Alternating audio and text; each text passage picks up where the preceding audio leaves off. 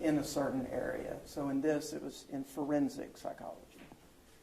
And I want to go a little bit through some of your clinical experience, if we can. Before you worked there at Price and Proctor, where did you work? Before I was at Price Proctor, I was a full-time student at UT Southwestern Medical Center in the clinical psychology program.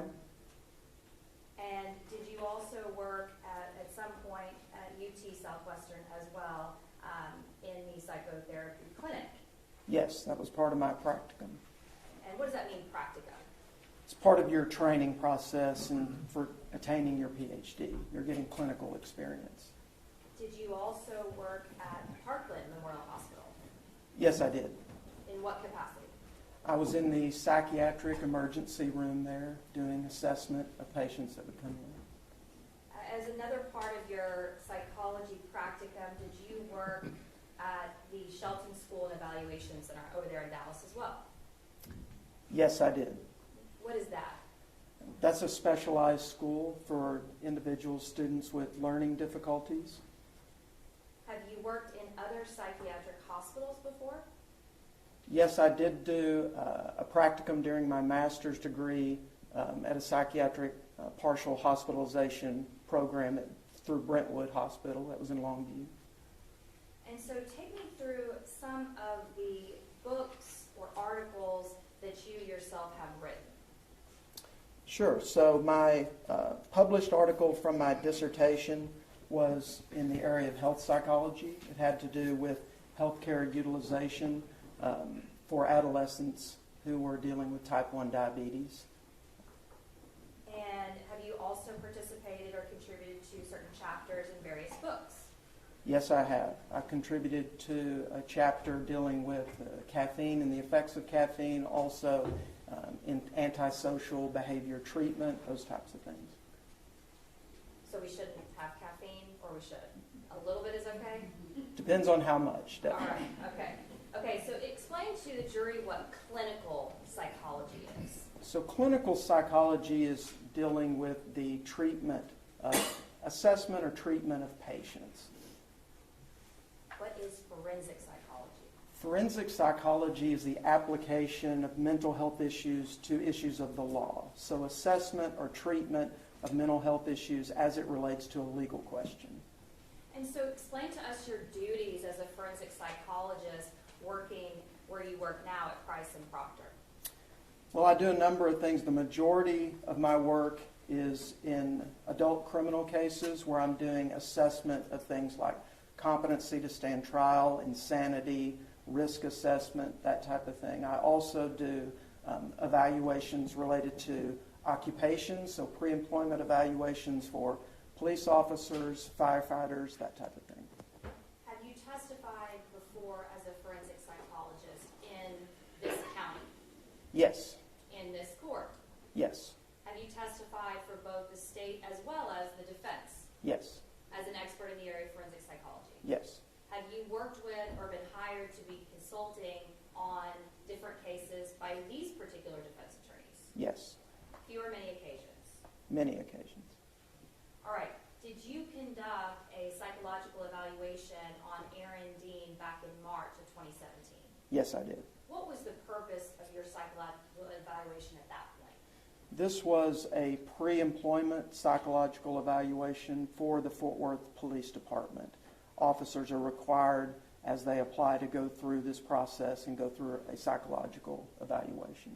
And you mentioned earlier that you do other pre-employment evaluations. You said police and fire. What other types of professions have you done these pre-employment evaluations for? I've also done them for private security. I've also done employment evaluations having to do with individuals that are air traffic controllers, nursing evaluations, that type of thing. Those all seem to sound like high-stress jobs. Why in particular are you doing psychological evaluations for potential police officers? Well, it's required by the Texas Commission of Law Enforcement. My understanding it's required because of that, because it is a high-risk, high-responsibility type of job. So they want to make sure that in addition to a physical screening, they're getting a psychological screening as well to see if they're suitable to hold this type of job. And do you see the person, Aaron Dean, do you see him in the courtroom today, the person you did the psychological evaluation on? Yes. Can you point to him and identify an article of clothing he has on? He's standing right there with what appears to be a blue tie. And Your Honor, let the record reflect this witness identify the defendant in court as well as the individual who's standing up in counsel table. Record will so reflect. Okay, so tell me, what date did you actually perform this evaluation on the defendant? I saw him on March 29th of 2017. Okay, so take me through the process. Somebody comes to your office, and where's your office located, sir? It's in Dallas. Somebody comes to your office in March 2017. What is the process for how you go through the psychological evaluation? So the first part of the process is I review any documentation, referral documentation that's been sent to us. Typically that includes like a personnel packet, also a job description for whatever job they're applying for. And then once they're in the office, they're completing background forms. They also are completing an interview with me, and they're going through psychological testing. Okay. Let's go through and talk first about just some of the background and some of the paperwork you're reviewing. In this particular case with this defendant, where did that information come from?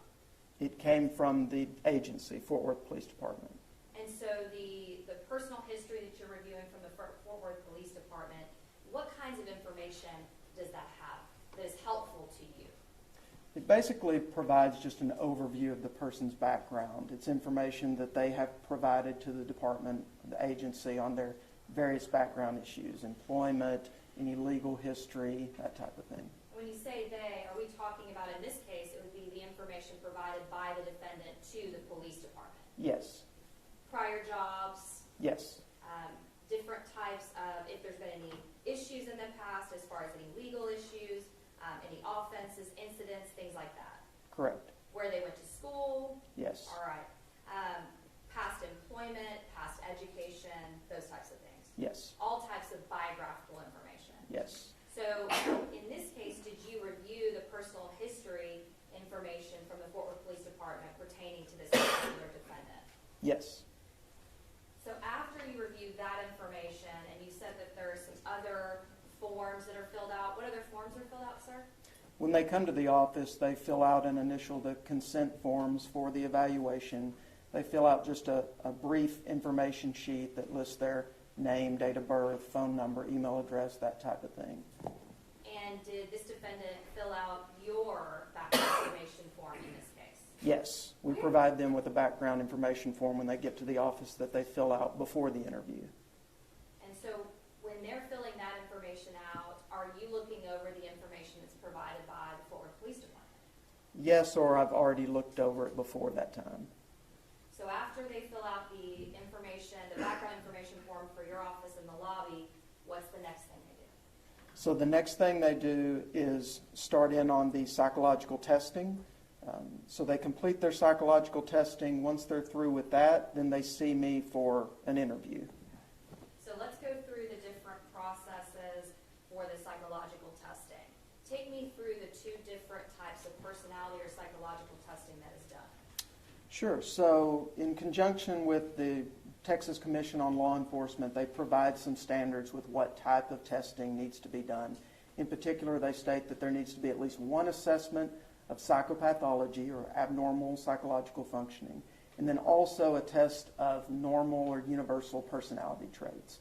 So we conduct the testing of both of those things, two different type of tests. In this case, he completed the PAI, which is the Personality Assessment Inventory, which is a test of psychopathology, general psychological functioning, personality functioning. And then he also completed what's called the NEO-PI3, which is the test of universal or normal personality traits. So it's not looking at psychopathology, it's just looking by self-report how he assesses himself in terms of general traits, like how extroverted he thinks he is, how conscientious he thinks he is, that type of thing. Can you explain to us in more depth what psychopathology is? Psychopathology is just an abnormal psychological functioning. And those two tests, are those accepted as, and are they required to have a general psychopathology psychology as well as a personality test when conducting these pre-employment interviews for law enforcement? Yes, they are. Okay. And are these the most common that are used, the personality assessment inventory and the NEO personality inventory? I'd say they're definitely in the group of what's most commonly used. How are these two assessments conducted? Where are they done? They're done in our testing room via computer administration. So the items are on the screen, they're responding on the computer, it follows along as they go. And about how long does it take to complete? Let's just first talk, is there one that's done before the other one? It doesn't have to be. Typically, they take the personality assessment inventory first with how our office administers them, but they can be done in either order. So let's just first talk about the PAI, the personality assessment inventory. The test that's determining the psychopathology of an individual, about how long does that take? It's not timed, so it can vary depending on how long it takes a person to read the items and respond, but in general, typically around 45 minutes to an hour. And can you give us some examples of the types of questions or how this assessment is done? I can't give you the specific questions due to the publication issues, but I can tell you just in general, there are statements. Each item is a statement that you then respond to. So a statement might be something like, I enjoy spending time outdoors, or I enjoy spending time with my friends, or I have trouble sleeping. Just a number of various statements that you then respond to, whether or not for you that is false, not true at all, slightly true, mostly true, or very true. So there's a gradient that you can respond to for each item. And whether that's done before or after the NEO personality inventory, regardless, as far as the NEO personality inventory, how is that administered? The same way? Same way. It's a computer administration. Again, there's items that they respond to, that they have a range of responses. For that one, they're responding anywhere from strongly disagree to strongly agree. There's a range. And so overall, after these two assessments are done, is there a result of some sort that's given to you? Yes, there's a report for each assessment that's provided. Is that provided to you before or after you interview the defendant? Before. So I review the testing results before in case I want to review any of that or ask any follow-up questions with them. It's also required as part of the TCOL instruction that the interview has to come after the testing. And so overall, the personality assessment inventory, the NEO personality inventory, are both of those, would you agree with, based on self-reporting, whatever they answer, and then it's reported to you? Yes, but the PAI is a little different in that it assesses the extent, what we call validity or impression management. It assesses the extent to which a person is trying to present themselves maybe better than they are or with little faults, or if they're trying to present themselves as having more problems than is actually present. The NEO doesn't do that. And how are there those safeguards? How does that show up on a test if somebody's trying to seem better or to seem like they have more problems? There are specific scales, what are called validity scales on that type of test, to where it analyzes their response pattern and it gives you a score to reflect how likely that kind of issue might be present or not. And depending the type of, the request given, whether it be pre-employment or maybe for court, have you seen that before where individuals will try to act like they have more problems or more issues? Many times. Have you seen where people try to also, fake the test out or over-exaggerate how good they are? Many times. Try to kind of fake out the test. There definitely can be some significant positive or negative impression management depending on the context of the evaluation, yes. And so the positive impression management, if you do see that, how do you make sure that the test is still valid? Well, there's a range of what's acceptable for that inherent in the test. So it interprets the level that that's at, and then it gives you some information in terms of if it's at a certain level, then the test is considered invalid. If it's below that level, then the interpretation suggests that you should interpret the rest of the test with some caution, that there might be some distortion here, but it's still able to be interpreted. So the test guides that. All right. And so whenever you did review the NEO personality inventory and the results, and the PAI results, did you have any particular areas that you explored with the defendant during the interview? Yes. Let's start, is there one that you prefer to start with as far as whether the personality assessment, inventory, or video? The personality assessment inventory is the first test that he took and the first test that I discussed with him, if you want to go in order. Yeah, let's go in order. Let's start there. And so did you discuss, what particular things did you discuss within the PAI? Well, given that there were indications from the PAI of grandiosity and some interpersonal difficulties, including that this person would likely to be seen as domineering or over-controlling, interpersonal difficulties related to that, that they might be someone, these profile types tend to be those who are very concerned with sort of the facade of superiority and not appearing passive or weak in any way. So those type of things, given that they suggested some possible problem areas, I asked him about those type of things. Will you define the grandiosity to us, please? Sure. Grandiosity is just an inflated sense of self. So an inflated sense of your own abilities, your own qualities, things that you see, like arrogance, entitlement, those type of things are what we think of with grandiosity. And what about domineering? Define that for us. So domineering is someone who tends to be overbearing or controlling of others. And superiority, you said with superiority. Describe that to us. Can you define that more for me? Sure. So just again, it's the idea of having a very high opinion of yourself and being very concerned about appearing weak or submissive at all on the outside to others. And so when you see these particular personality traits, what do you discuss with them? Well, I asked him a number of follow-up questions in terms of to try to get from his perspective how he saw himself in this way, his own assessment of his abilities, and how he would assess his interaction with others. Okay, and give me some examples of how you asked those questions. So I asked him to rate himself on a scale from 0 to 10, where 0 is the worst person possible, 5 is an average person, 10 is a perfect person with no flaws. I had him rate himself on that scale. And what was his result? He gave himself a 9. A 9 out of 10. Yes. Is that, in your experience, a higher rating than you typically see? Yes.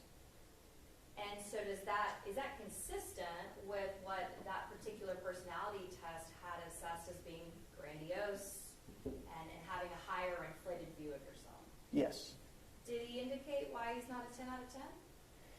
He indicated that he would be a 10 out of 10 if not for what he categorized as some stupid things that he had done in the past to, as he described it, piss people off.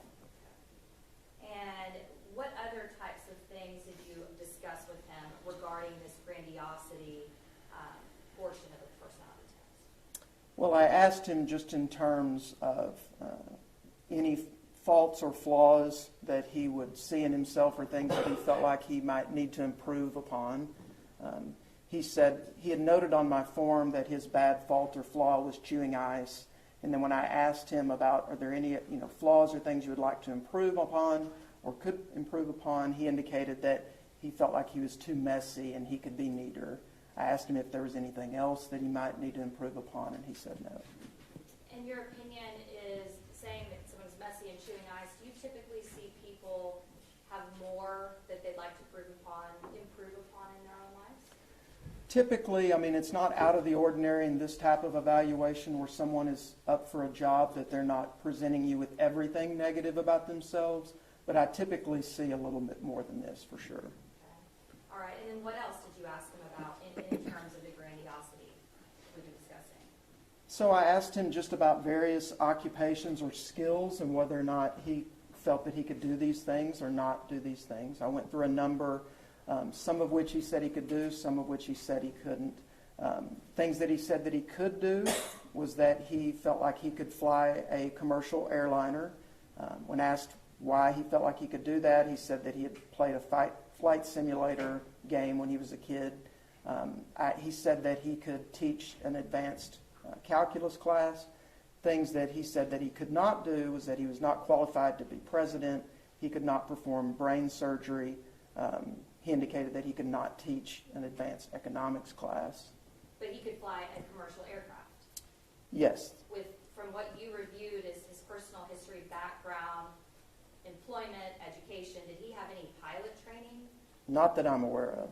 So based on the playing of a flight simulator game, he believed he could pilot an aircraft. That's the way I took it, yes. And is that consistent with somebody that has an overinflated view of themselves Very much so. and their abilities? Yes. Okay.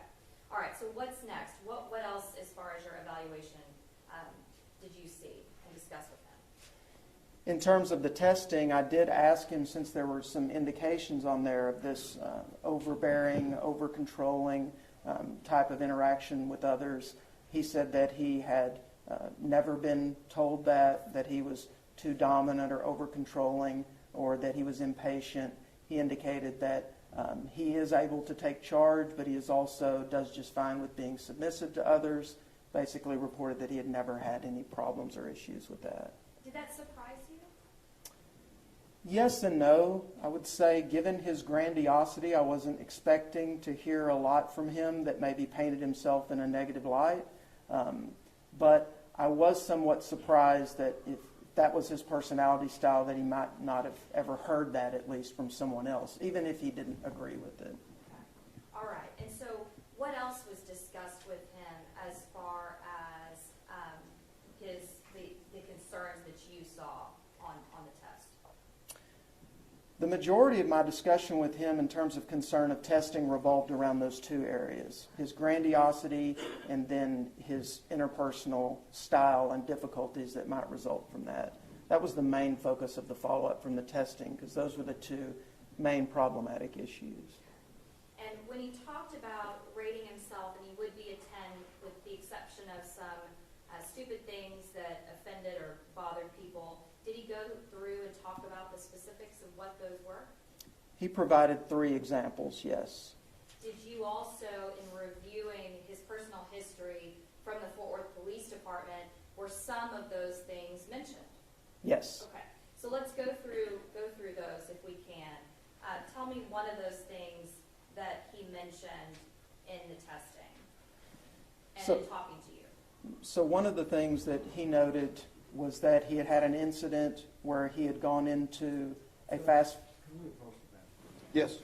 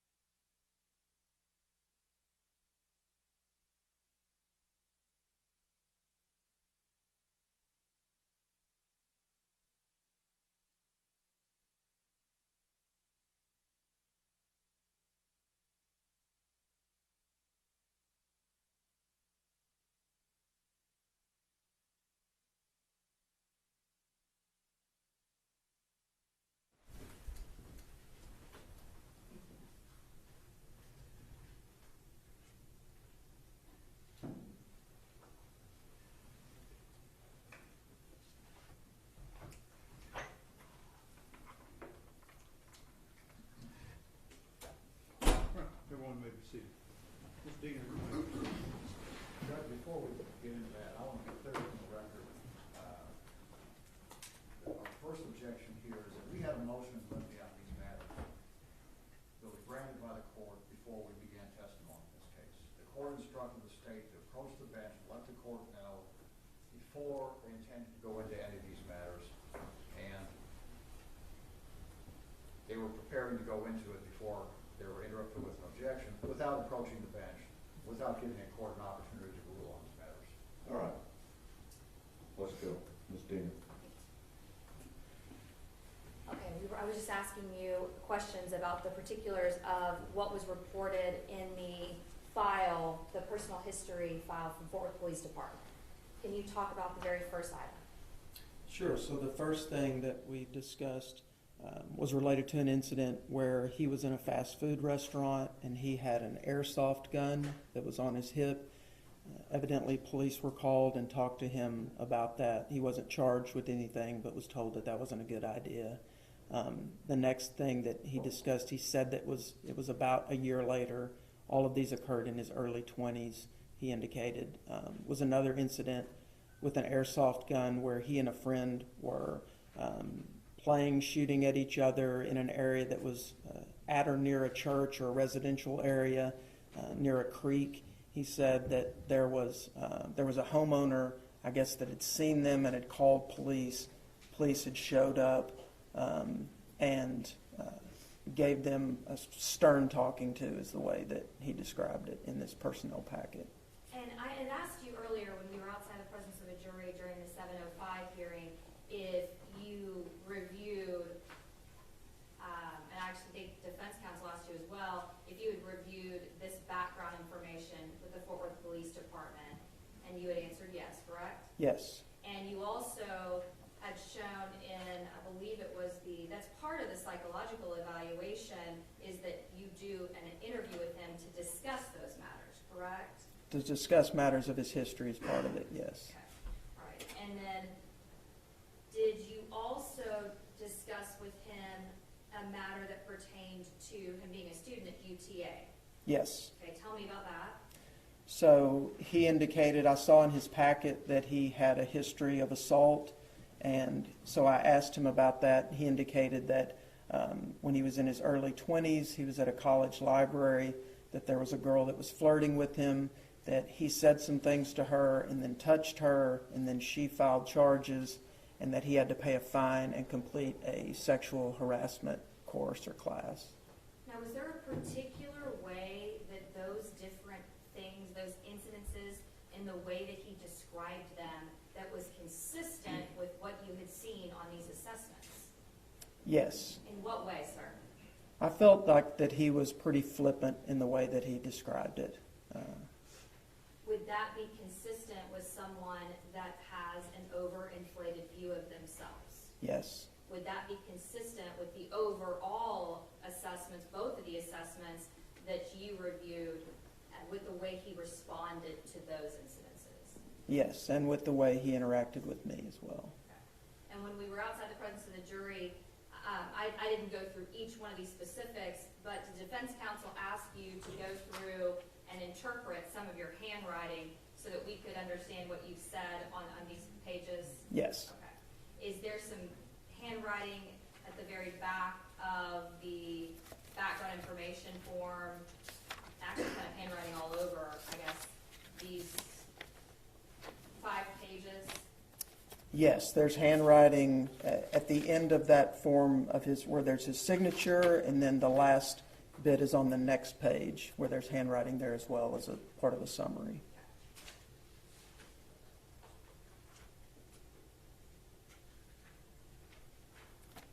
Looking now here at the Fort Worth Police Department's background information,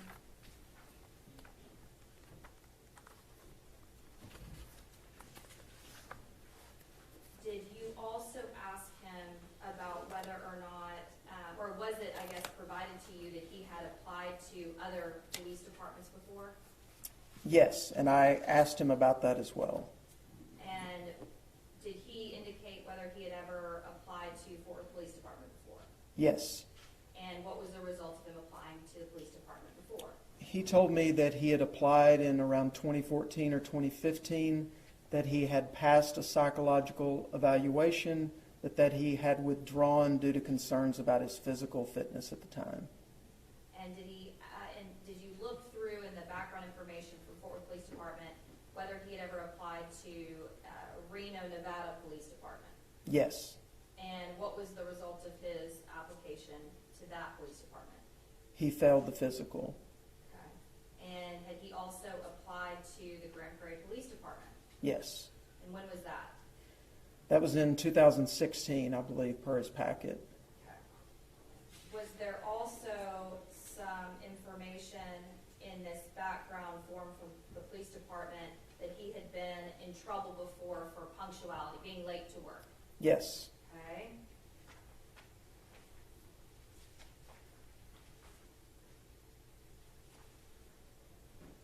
Was there also information about him having several traffic citations and several, I guess, a mention regarding his insurance, his auto insurance?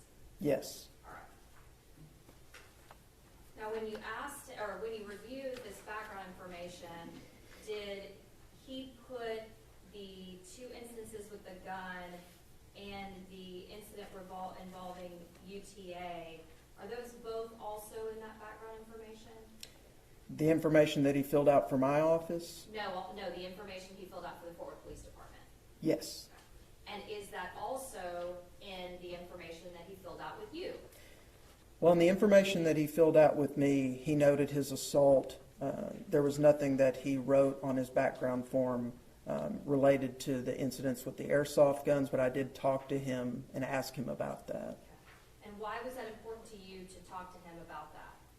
Well, just because they were interactions that he had had with law enforcement in the past, and that to assess his behavior and judgment at the time and what occurred.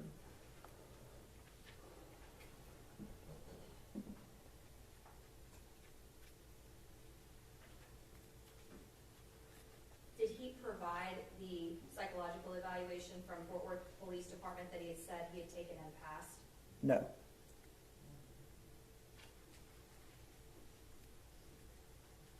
If he had provided that to you, would that be a part of the file that you would have provided to me? Yes.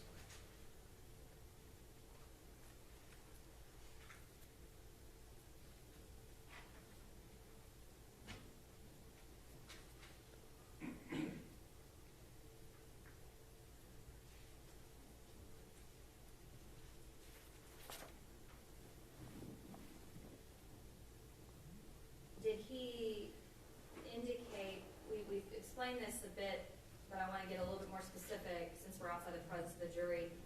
When he talked about the incident in college at UTA with a female, did he indicate to you whether she, the female, was being flirtatious with him as well? That's the way he described it. Did it appear to you that he was minimizing, or I guess you used the term flippant, minimizing or being flippant about this prior incident? Yes. Did these things that we've mentioned, specifically involving the guns and the incident with UTA, did those all appear to be consistent with someone that bears the same personality traits as this defendant? Yes.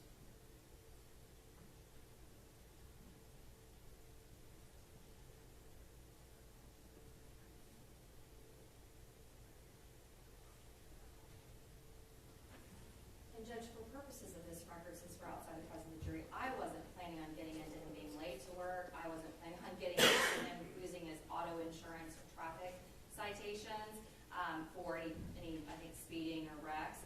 But I just wanted to flesh that out since we were outside the presence of the jury. But for purposes of this hearing, I'll pass the witness. Thank you. Mr. Gill, Don't have any additional questions, but I have some objections. go ahead. Not only does the state violate the court's ruling on the motion in limine, but they're also attempting to get into matters that they did not provide to us in pretrial disclosure. Okay, let me hear about that.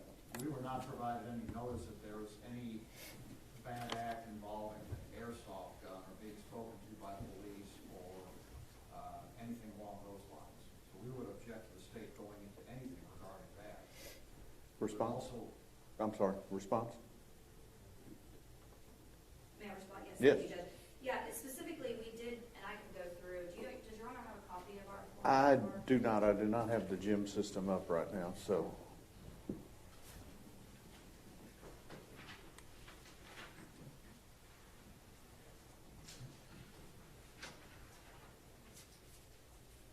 I can go through it. It's actually quite lengthy, Your Honor, so I may need just a minute.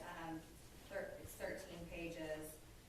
But I believe specifically I did go through and discuss in the 404 notice that was provided to defense back on April of 2022. And just to be clear also, so that you know, Judge, we actually didn't provide this into GEMS or e-file it for a particular reason. We had an agreement with defense counsel that the 404 extraneous notice would be provided via email and acknowledged. Then I wouldn't have a copy then, would I? That's correct. But I did go through and discuss the various traffic violations. Also, it's shown that he had committed the offense of assault in college. That's also mentioned. I talked about the receiving disciplinary action from employers, and I believe that we also discussed his, if you look for defense counsel, on page 12, it discussed him having, I discussed a particular other witness, but about him shooting guns, having guns, being very proficient with guns, and overly confident about guns, always being the person that wanted to protect others with his gun at the church. And I will probably just need a few more minutes, Judge, as far as if I gave into the specifics about the underlying incidences that are in the background report that this witness reviewed. I did give notice that he had failed the psychological evaluation and had those particular personality traits. Those are things that are all considered within that packet of information that he's testified about. All of that packet of information was provided to defense counsel, the background information, as well as his failure of the psych eval. That was actually ordered, that entire file was ordered by Judge Hagerman at this point, months and months and months ago. All right, I've got some concerns about the airsoft stuff. So I'm going to sustain your objection. Don't go into the airsoft guns with this witness. Okay, the UTA situation, that's fine. But the airsoft guns, stay away from. Well, I have further objections about this supposed UTA matter. All right, go ahead. I didn't give that to you. That is that this witness can state his opinion based upon the same opinion that he's already stated based upon his testing and the other portions of his interview without going into the underlying facts of that incident. He reaches the same opinion based upon that incident that he reached upon his general overall testing and the other things told to him by the defendant, which is... So your objection is into the UTA deal is not the fact that the defendant was charged with that, but going into the underlying facts. Yes, sir. Well, and I don't intend to get, the only testimony, and by the way, we do intend on calling the victim of that particular case, and I think she'll be here, or may already be here. So we'll get into the specifics at that point.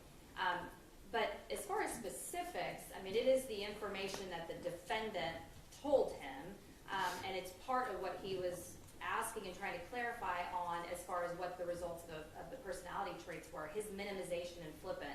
I don't intend to get into anything more specific about what happened with this witness, with the exception of asking him with what he told you happened, a simple assault dealing with a female or an assault dealing with a female, did he minimize that? Did he appear to be flippant about that? And did he appear to indicate that she was also being flirtatious with him, which is consistent with why he believes it to be flippant and minimization of it. But I don't intend to get into anything more. All right, I'll let you ask very general questions in regard to Dr. Clayton's evaluation of his responses. Okay. Okay? I don't want him getting into the underlying facts because he's not a fact witness in regard to that charge. You have a further objection. So your objection would be overruled. That objection. To that objection, yes. We further object that any probative value of that matter is substantially outweighed by prejudicial effect, especially since this witness is already basing his opinion on other matters. That objection is overruled. You may have a running objection to that also. Are we ready for the jury? State's ready. No. Okay. I'd ask the court to inquire from Manuel Mata, MATA's president of the courtroom, if they are allowed to be brought forward Is there a Manuel Mata present in the courtroom? There does not appear to be a Manuel Mata. What's your name, sir? Anthony. Anthony, what's your last name? Lasone. I'd ask Anthony Lasone to be brought forward and sworn in, Your Honor. Come up, please, sir.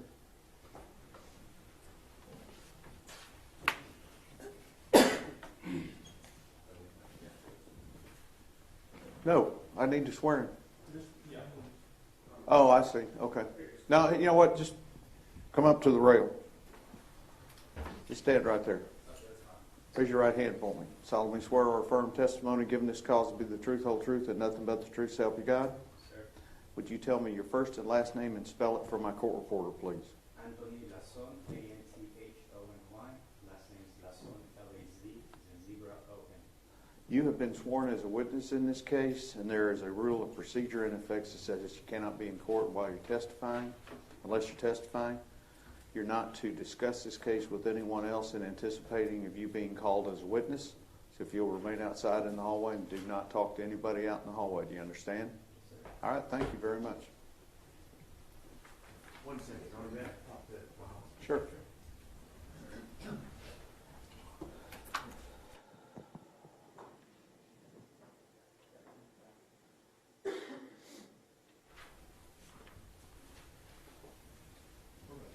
Everybody ready? State's ready. Let's go.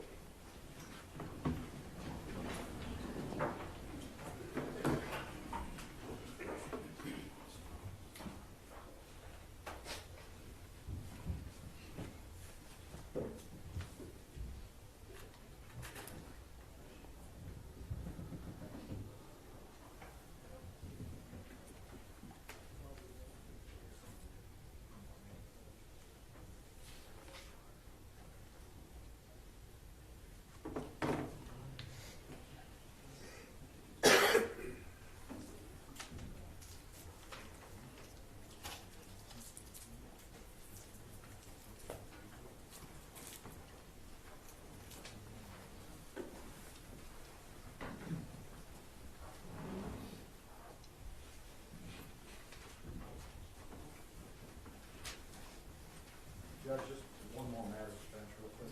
Okay. Everyone may be seated. Thank you.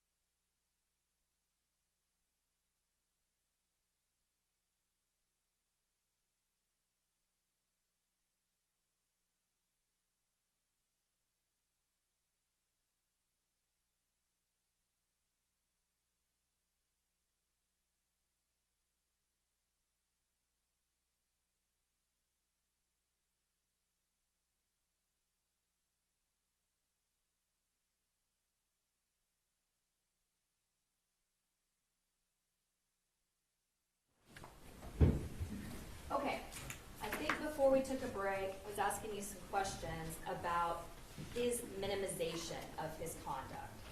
I want to ask you about the incident involving UTA. Okay. Just specifically, or actually more generally, did he seem to minimize whatever happened back in college to you? Yes. And did he appear to be, what was his attitude about it in general? I thought he was pretty flippant in describing it, minimization and flippant. Would that be consistent with his personality traits that you had seen so far?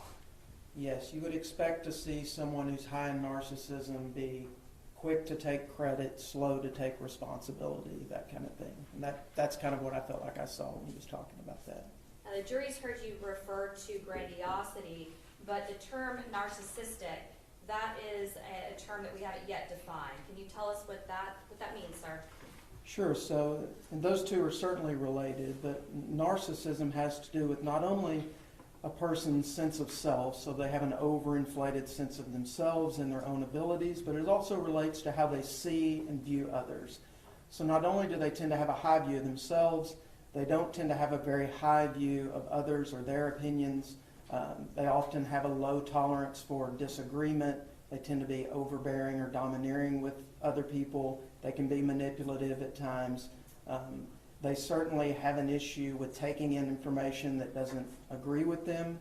And in that way, their judgment and perception tends to be limited to their own ideas of reference. Now I want to move to the NEO personality assessment. Did you also, well actually before we get to that, we talked earlier about the PAI validity scales. Was there some concern regarding this defendant's positive impression? Yes, he had what is categorized as a moderate degree of positive impression management. So not to the extent that would invalidate the test, but to the extent to where the test interpretation suggests that you need to take that into account, that there's likely some minimization that's going on here of any type of faults or difficulties.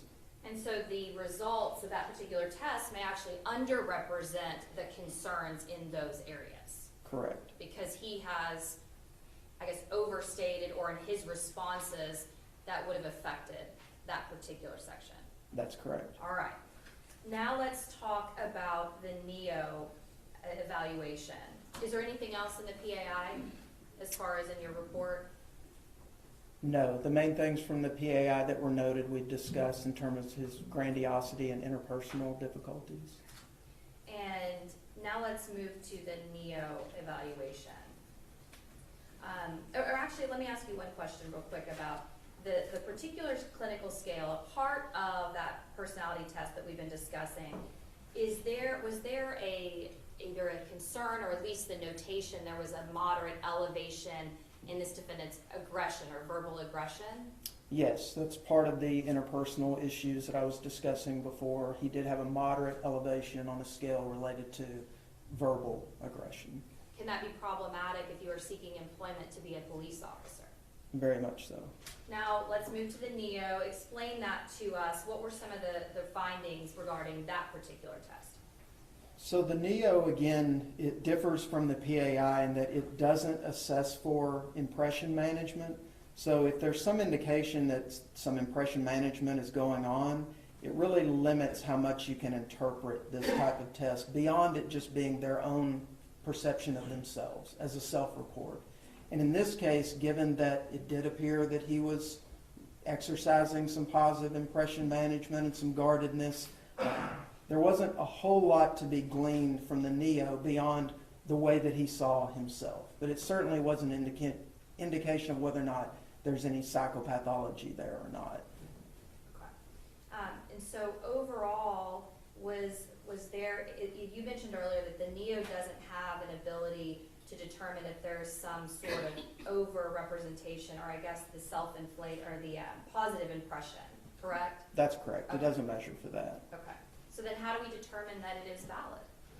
Well, the validity on the NEO, it's not designed to measure its validity in that way in terms of impression management. It's designed to just be a self-report. So the validity on the NEO basically asks them if they understood the questions and if they responded honestly, and then it looks at how many responses they might not have entered.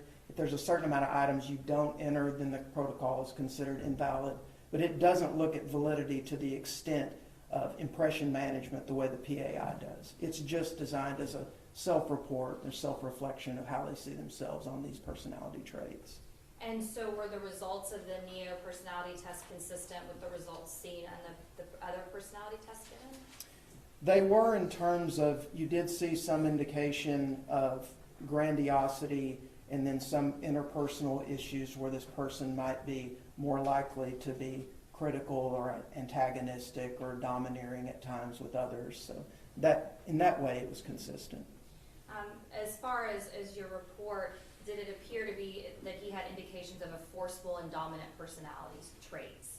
Or Yes, style, rather? yes. And we've heard you talk about domineering and dominant personality traits. Why is someone that has a forceful or dominant personality trait or style concerning for being a Fort Worth police officer? Well, in a number of ways. It certainly impacts their judgment and decision making, but even more directly, it interacts with or limits their interpersonal functioning. So individuals like that tend to have a low stress tolerance, low tolerance for disagreement, not very good at conflict resolution with others, just interpersonal difficulties in general with others, being sort of critical or uncaring or unsympathetic to others. Those things are all issues that can be problematic in this type of job because you're dealing with others on a daily basis, both coworkers and the public. Was there mention to you involving his previous employment and seeking employment with other police departments? Yes, And did he seek employment in other police departments? yes. Okay, tell me about that.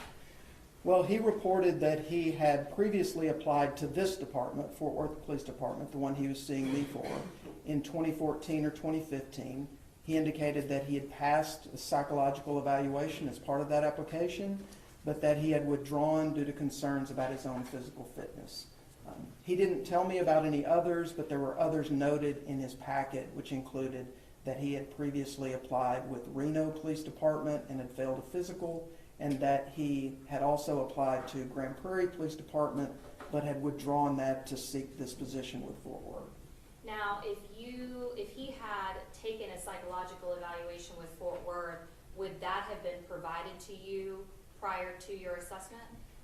Typically, yes. If the agency has a prior evaluation, it's up to them what they provide, but typically we get that type of information. Had that been provided to you? No.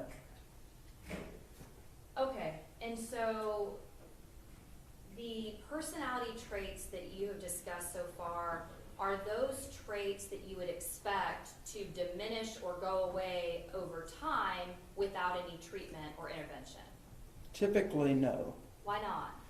Well, because personality traits or structure tends to be, especially once you reach adulthood, tend to be fairly stable over time. You can see some changes in behaviors, things that you can address in terms of symptoms or behaviors, but one's personality structure, once it's established, doesn't tend to change night and day. You don't typically see someone that's highly extroverted at age 30 and then at age 40 they're all of a sudden very, very introverted, unless something big has happened, whether it be treatment or a life event or injury or something like that. And the particular traits of the overinflated view of themselves, the forceful dominant personality, would that be concerning in terms of how they view, for example, a call when they're responding as a Fort Worth police officer, how they view the steps that they take? Yes. Objection, that's beyond the scope of expertise. Sustained. And overall, what was your conclusion of this defendant's psychological evaluation? My conclusion was that he was not psychologically suitable to serve as a police officer, And why is that? because the results had suggested that he had a narcissistic personality style that would inhibit his judgment, decision-making, interpersonal abilities, and would make him more likely to engage in behaviors that could put himself and others at risk.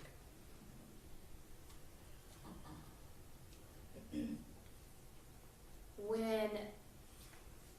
we called you about this particular case and you learned that this defendant was involved in a criminal case involving the death of an individual, did you know what happens, or do you Judge, ever? we're gonna object to this. This is something that wasn't disclosed to us previously. Let me hear the question.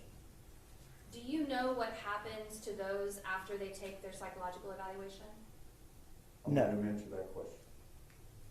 No, I submit my report to the agency, and then that's typically the end of the process for me, unless they call and have questions. Would it be surprising to you that someone that bears these particular personality traits then is involved in this type of offense? No. Why not? Well, because again, the higher you are in narcissism, the more likely that you are to engage in things that maybe poor judgment, decision-making, problems interpersonally, overconfidence can impede their judgment. They can tend to be, the higher you are in this, you tend to be more reckless, less prudent, just in general. No, and you mentioned earlier in your testimony that in order to be a police officer with Fort Worth, you have to get a passing psychological evaluation, correct? Yes. And so, do you know how he obtained a passing psychological evaluation after you saw him in March of 2017? I mean, I would assume because I know the appeal process, but I don't have any records or haven't reviewed any evaluations or the procedure on that he underwent. When you just said appeal procedure, tell us what you mean by that. So just in general, typically the way this works with an agency or department in Texas is that if a person does not pass a psychological, then they can appeal, and as part of that appeal, they see a panel of 3 psychologists, psychiatrists, or doctors who are able to evaluate this. If all 3 of those psychiatrists or psychologists unanimously say that this person is psychologically suitable, then they can pass and move on from that. If not, then the process stops from there. Okay. And in your opinion, are there, when you say that he does not appear to be psychologically suitable, do you have characterizations of whether you can pass or fail a psych eval?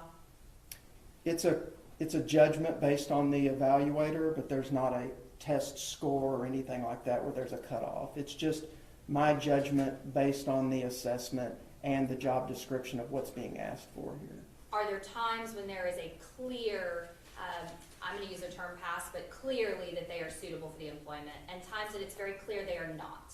Yes. Are there also a category where they might be a little bit in the middle, where there's a little gray? Maybe they could, maybe they couldn't. You have some concerns, but they might be okay. Yes, I would say that's where these tend to fall in those 3 categories. Where did he fall? He falls in the clearly not suitable. I'm going to pass the witness. Cross-examination. Dr. Clayton, if I said that the practice of psychology is highly subjective, would that be a fair statement? I think it depends on what aspect of the practice of psychology you're referring to, but it definitely involves, from my standpoint, it involves a clinical judgment that I'm making based on the evaluation, yes. And that's a subjective judgment, isn't it? Yes. There's not a measurement tool that you can use to evaluate someone's psychological makeup, is there? There's not anything like an x-ray that shows you one thing definitively. There's testing you do, interviews you do. From all of that, you try to form an informed clinical opinion, yes. And you make your living by examining people and examining situations and developing these opinions, isn't that right? Yes, And other psychologists do the same thing. yes, And you know that if Aaron Dean became a Fort Worth police officer, that it was the opinion of 3 other psychologists that he was in fact fit for duty. Is that right? yes, So 3 other psychologists reached an opinion different from yours. Is that right? yes, And that would have been around the same time that you talked to Mr. Dean. Isn't that right? I don't know the time frame, but I assumed it was pretty close in time to when I saw him. And that appeal process is allowed because the Texas Commission on Law Enforcement recognizes that the decision and the opinions made by psychologists in this realm are highly subjective. Isn't that right? That's my understanding.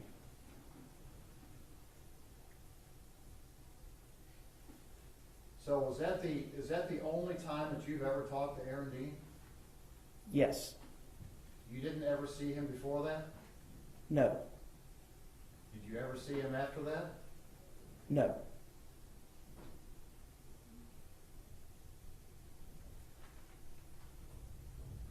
You mentioned that there were a couple of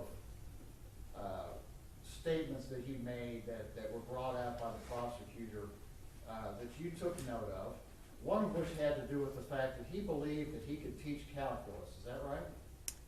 Yes, that he could teach an advanced calculus class. Did you know at that time that he has a college degree in physics? Yes. And that still seemed unusual to you, that he could teach calculus? Yes. Have you ever had a gun pointed at you? No.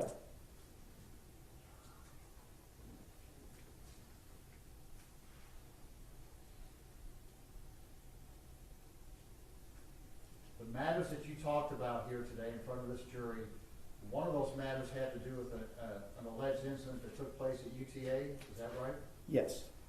And that matter was brought to your attention in the packet that you received from the Fort Worth Police Department, is that right? Yes.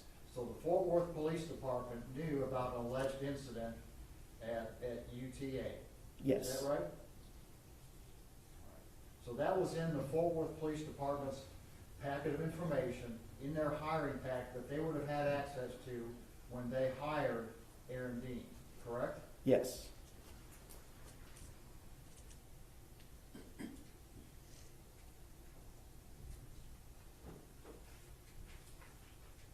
We passed the witness. Redirect. Can I have just 1 second? Yes, ma'am.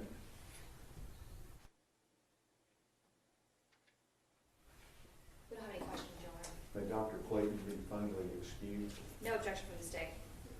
Subject to recall. If you're available to this, then you can go back. Yes, sir. Thank you.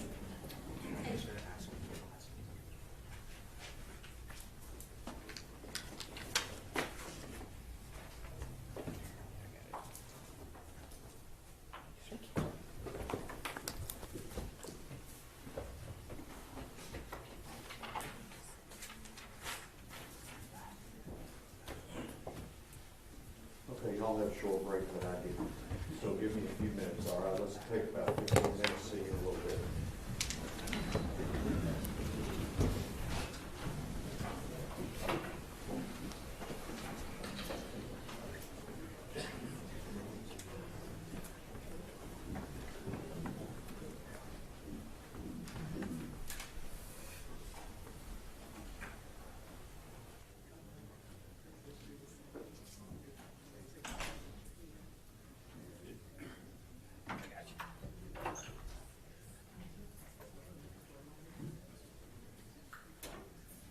All right, we'll start at 10:25, everybody, 10:25.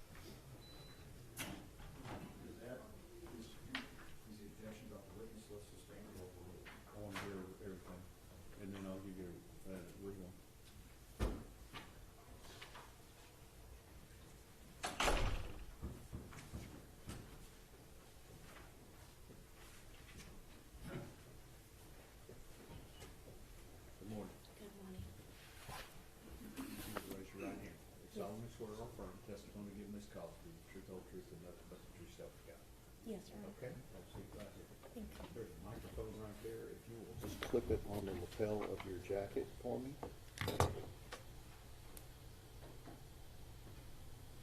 And the problem with long hair, a lot of times it hits the Okay. microphone, all right? So do what you Flip it can to back. keep it back behind you. Yes, All sir. right?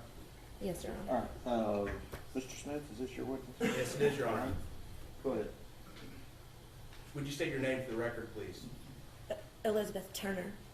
And Ms. Turner, where do you live? I live in Fort Worth, Texas. And what do you do for a living? Without telling us where you work. I work in financial services. I am a director at a financial firm. I work in our project management office. And what did you do before you worked as a financial manager? I have been a project manager Right. for the bulk of my career And at the what- intersection of technology and finance. And where did you go to school to get this job? My alma mater is the University of Texas at Arlington. And when did you go to school at UTA, as it's known? I enrolled in spring of 2001, and I graduated in 2006 with my baccalaureate and my first master's degree. And what did you study? Information systems And in the College of Business. while going to UTA, did you meet a person named Aaron Dean? Yes, I did. Do you see that person in the courtroom today? Yes, I do. Would you point to that person and describe what he's wearing? Aaron Dean, the gentleman seated in the suit at the end of the table. May the record reflect the witness identified the defendant in open court. The record will so reflect. How did you meet the defendant at UTA?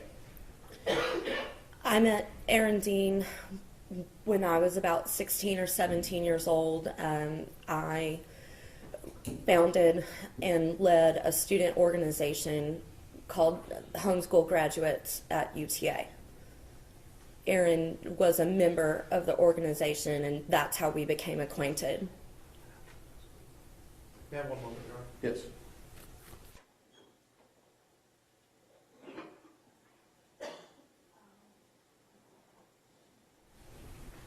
All right, so you were homeschooled growing up? That's correct. And so what was this club again? The student organization was called Homeschool Graduates at UTA. Why form a club for homeschool graduates? Well, there were several of us in the Honors College. We had become acquainted, and we felt that it would be a good idea to organize. It gave us an opportunity to connect with one another and share resources on campus. Many of us had not experienced much formal schooling, so it was a nice way to meet one another and find opportunities to become more involved in campus life. How many people were in this club? At the time that we founded, we required a minimum of 15 to 20 members to join. The organization lasted about a year. We decided to disband after about a year because most folks had found other enrichment activities, and I was very busy involved with Student Congress and other activities. So what kind of functions or things y'all do in this club? A lot of it was tangential to other activities that were happening in the Honors College. So each of us, as honors students, were required to complete additional duties in our coursework, and so we would talk about events on campus to attend, or lectures, or sharing study tips with one another. It was really just meant to kind of be a support and resource group. Around November of 2004, did you have an incident with the defendant that happened there at UTA? Yes. Would you please tell us about what happened? Yes.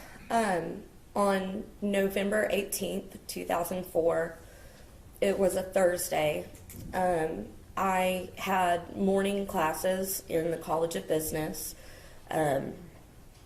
accounting and systems analysis and design. My coursework ended about 11 a.m. that morning, and so typically I wore a suit to my classes, and I would change into more casual attire and go find a place to study on campus. My favorite place to study was the Honors College Library in College Hall. It's now known as the Carolyn Barrows Reading Room.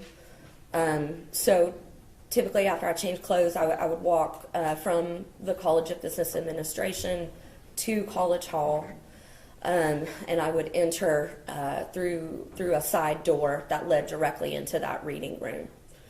So that day, I walked up the steps to the side door as I typically did, and I would tap on the glass of that door if I saw someone inside who could let me in. That day, I saw Aaron Dean in the room, and as I tapped on the glass, I saw that he was seated at the computer corral using one of the computers, and he quickly closed what appeared to be a browser window. It looked as though I couldn't be 100% sure what he was looking at, but it appeared to be like pictures of scantily clad women. He came to the door and let me in. I walked through the door. I set my bag. It had my laptop and my suit in it on a club chair just next to the door, and I walked into the room. There were a lot of conference tables and chairs in the room, and on one of those tables was that morning's edition of the Shorthorn, which is the campus newspaper at UT Arlington. I leaned over the table to look at the day's headlines, and as I did so, Aaron Dean came up behind me, and he wrapped his arms around my torso, and his hand grazed underneath my breast at the cup or the cradle of the brassiere that I was wearing. As he did so, he leaned into my ear and he whispered something to the effect of, "Does anyone know how great you are?" I believe that's what he said. I was really confused by this. I didn't understand why he was doing that. I pulled away from his attempted embrace. And I walked over to the chair where my bag was sitting, and I sat down in that chair. At that point, another individual walked into the room. It was someone that was also known to me, a friend of mine. And so we engaged in conversation briefly. And while I was speaking to this third individual, Aaron came and sat down on the chair next to me. So I'm sitting there with my laptop in my lap, and my friend left the room. And at this point, Aaron engaged me in conversation, and he asked me a question about a ring that I had on my finger.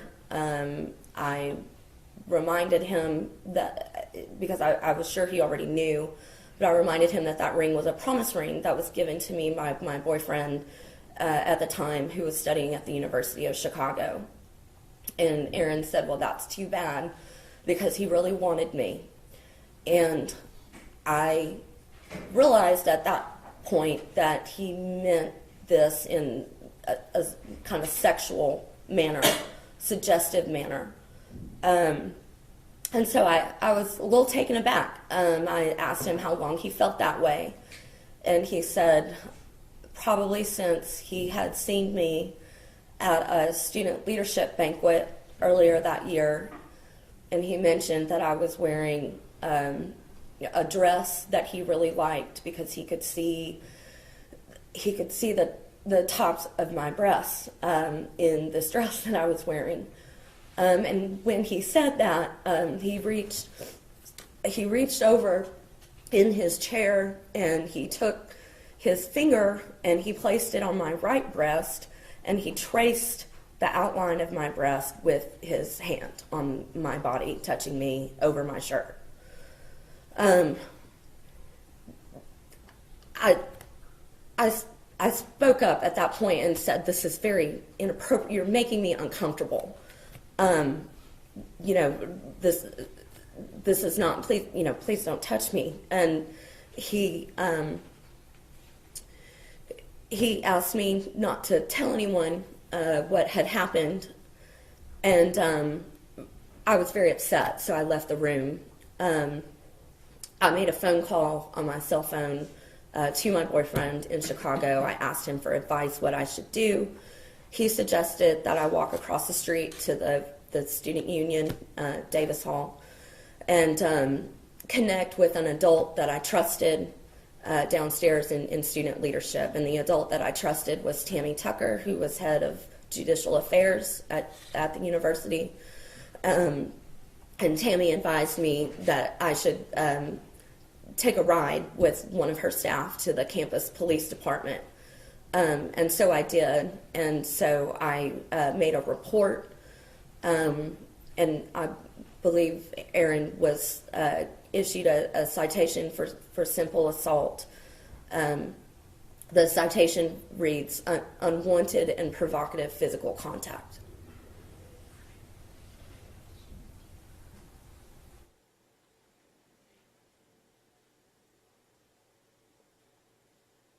Were you ever romantically involved with the defendant? Absolutely not. Did you ever flirt with the defendant? No. Had he ever shown any romantic interest in you before this incident? Not to my recollection. No further questions for the purposes of this hearing, Your Honor. Cross-examination.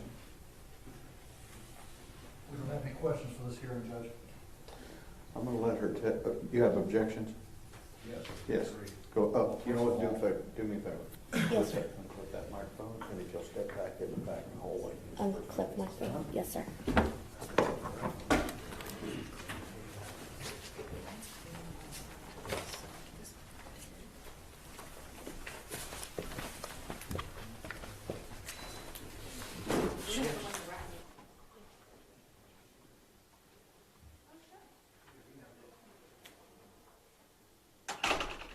Mr. Gill.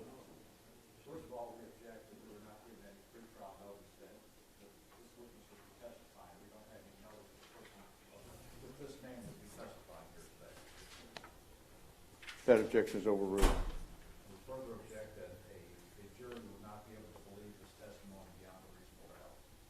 That objection is overruled. But I do have a limitation.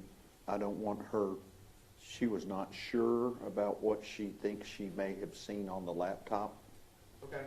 Don't go into that. Yes, sir. May I have a moment? Absolutely. And we are going to put this on the record, mark this refers to the record.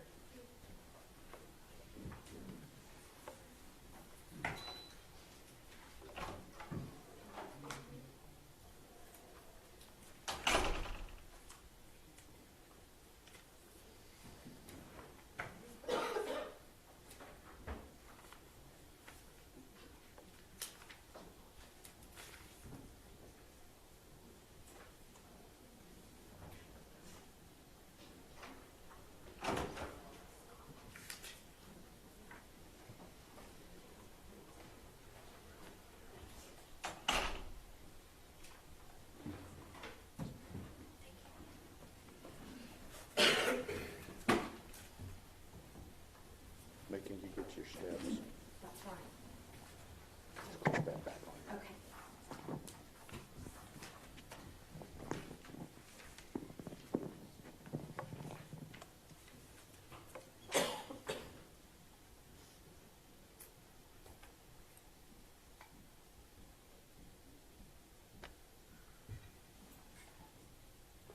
Ms. Diener.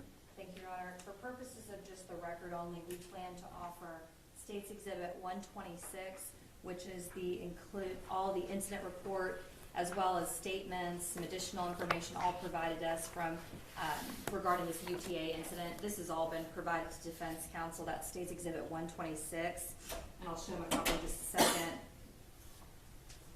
State's Exhibit 125 is a disclosure that we have provided via email to Defense Counsel prior to trial, and I can get the specific dates on that as well. It would have been in October of 2020. It would have been in October of 2021. And included in State's Exhibit 126 it indicates the full name of this particular witness, which is referenced in our witness list that was filed back in November of 2021. It specifically says KS, formerly known as ETC, provided report and TSP for full name. Included in State's Exhibit 126, it goes through and has a Elizabeth Catherine Sykes mentioned multiple times throughout the course of the report. And somebody provided. Motion to Dale, I'm listening. And so we'll offer those, 125 and 126 for the record only. Any objection for purposes of the record? Your Honor, no, but if we could clear up so we can find it in TextShare, if the state can tell us what the file name is in TextShare for the document that they're marking, so we can compare it to the court's file mark copy of 3914. All right. This is back to the Mr. Lane with the paper file. We're trying to make sure we have everything. Understand. So for purposes of the record, 125 and 126 are admitted right now, and we can work on the TextShare issue as we go throughout the day. Okay? Well, yes and no, Your Honor. Yes, we can, but if it wasn't, I'm just trying to make sure, I take their word that it's turned over, I'm just trying to find it in here, Okay? and when it was turned over, with an exact file name, because if you search the acronyms UT or UTA, that's not it. All right, Mr. Smith's looking at it right now, so hang on just a minute. Your Honor, I brought copies in triplicate, if that would be helpful. We're talking about other stuff, don't worry. Understood. And for purposes of 125, that was an email provided to defense counsel. That's a disclosure that has been provided. It may also be in TSP as far as the emails, but it is an email.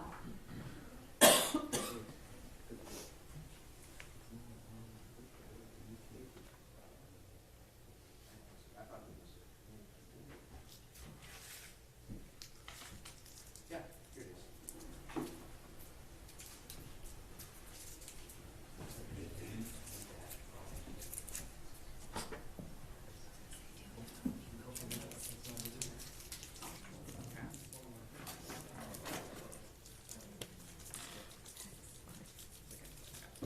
I've got an info all in my pocket. Okay. Understood. And is defense counsel satisfied with what's provided in TSP now that he's had opportunity? Hold on one second. No. Okay.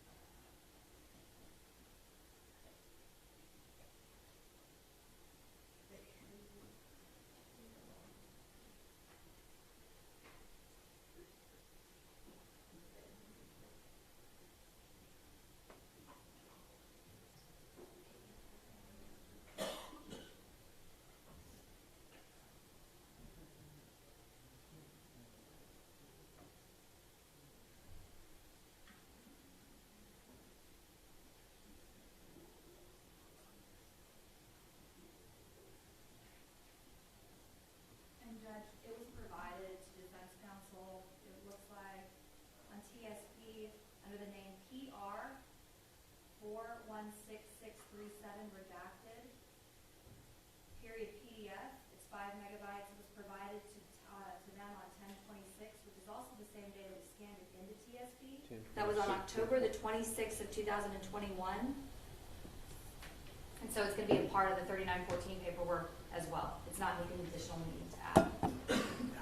Your Honor, since it, I I see that now, finding it out, 307 nights. Thank the state for that. We'd like an unredacted copy. We don't have one. This is the information that was provided to us by UTA. Law enforcement agency in Tarrant County, they're submitted as a law enforcement PDF. They're the chief law enforcement officer of the county. This is another ORI that's under the state. The defense doesn't have access to it. We ask for an unredacted copy. And just to be clear too, we actually got it from this particular witness. We did not get it via subpoena or through law enforcement. It was provided by this witness because she kept it as part of her file, and so that was what was provided to her. We've never asked for a redacted copy of it from law enforcement, nor have we been Well, requested. does it exist? I would have to go inquire, Judge. I can't speak to whether it does or does not at this point. This is all that we have at this, in our possession, but I can certainly, Mr. Gill? Under Kyle versus Whitley, Judge, the state is required to make a diligent inquiry of law enforcement on these matters. Apparently, they haven't done so. All right, check with UTA, see if they've got an unredacted copy. Do we have another witness that we could use, that we could do while y'all are working on that?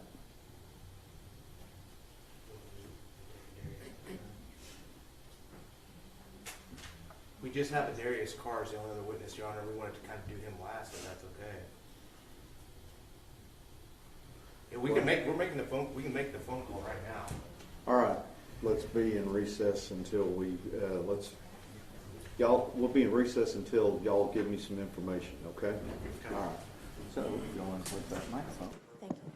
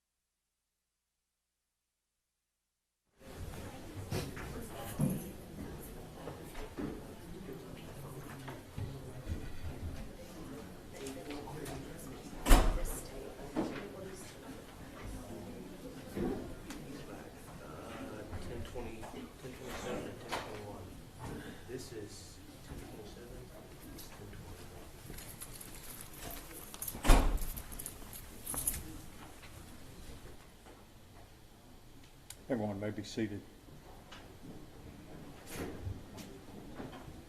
All right, I know there's some matters we need to place in the record, so Mr. Smith, go ahead.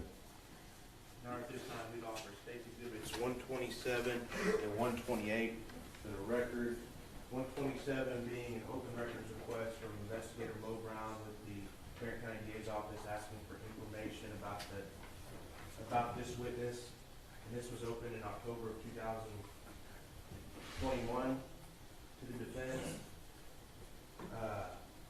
And then also, State Exhibit 128 is a records request from the city of Arlington for any information on this Class C ticket, which has also been open to the defense since October 2021. We did not get neither the city of Arlington did not have any records whatsoever for the ticket that was done in 2004 for this office. For purposes of the record, any objections to 127 and 128? Just a clarification, 127 is not an open records request from the district attorney's office. It's a response back. It's on UTA letterhead. And 128 is an email. It looks like, well, I don't know, it's not, it's a document. Whether it's an email or not is uncertain based on the format that it is. It's a web printout from some screen. It's page 1 of 3, but we only have one page here for State 128. Well, I'll let them in for purposes of the record. So is the state maintaining that you've made diligent search to try and find this document and that there has never been a response or any type of response to your request? We've never had a response to our request. Okay. And Your Honor, just for purpose of the record, our investigator, Marvin Brown, on October the 13th of 2021 at approximately 9:50 in the morning, made an open records request to the City of Arlington, the city attorney, for some information regarding the November 2004 assault incident. Due to the City of Arlington Municipal Court observing the defendant's information in their system, they had no citation information. So based on that, our investigator did the following open records request. And then he also, on the same day, a few hours later, emailed the University of Texas at Arlington with a public records request for information pertaining to the November 2004 assault incident involving this defendant. He then uploaded the public response to TSP, and then as well as that additional document. So those have all been uploaded, but just for purposes of the record, to understand the context, it was our investigator that was requesting those items. And this is the information that was provided to him. Judge, UTA has its own law enforcement agency. It has its own ORI. The request that Investigator Brown, Chief Investigator Brown, made was to the university, not to the law enforcement agency. And then he also made the second exhibit was a request to the City of Arlington, which is a separate law enforcement agency. And at the time of this event in 2004, UTA had its own police department. The request and the due diligence under Kyles versus Whitley was not done because they also had the ability to issue grand jury subpoenas during their investigation or court subpoenas once the case was indicted, and they've done none of that to fulfill their duties under Kyles versus Whitley. All right, I'm going to overrule the defense's objection, and we're going to proceed. Can we have a writing objection, Your Honor? You may. We ready? State's ready. Yes. Okay. You may want to say anything.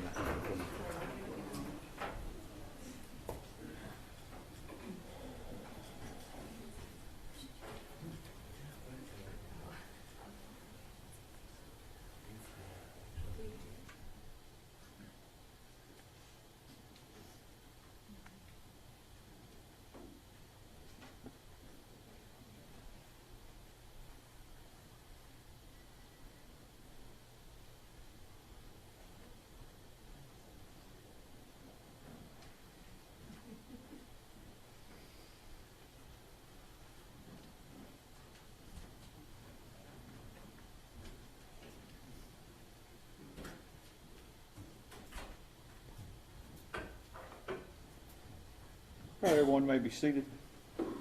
We are ready to proceed. Ladies and gentlemen, this witness has been previously sworn to testify truthfully. Mr. Smith? Would you introduce yourself to the jury, please? Yes, my name is Elizabeth Turner. And Ms. Turner, in what city do you live?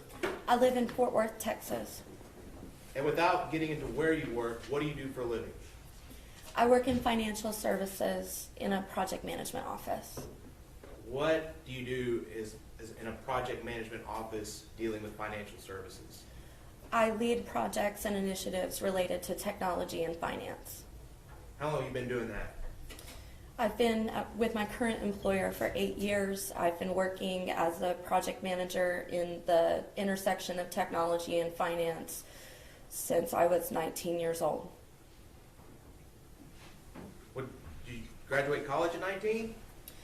I graduated college at 20 with a baccalaureate in information systems. It was an honors bachelor's degree and a master's of information systems with a concentration in project management from the University of Texas at Arlington.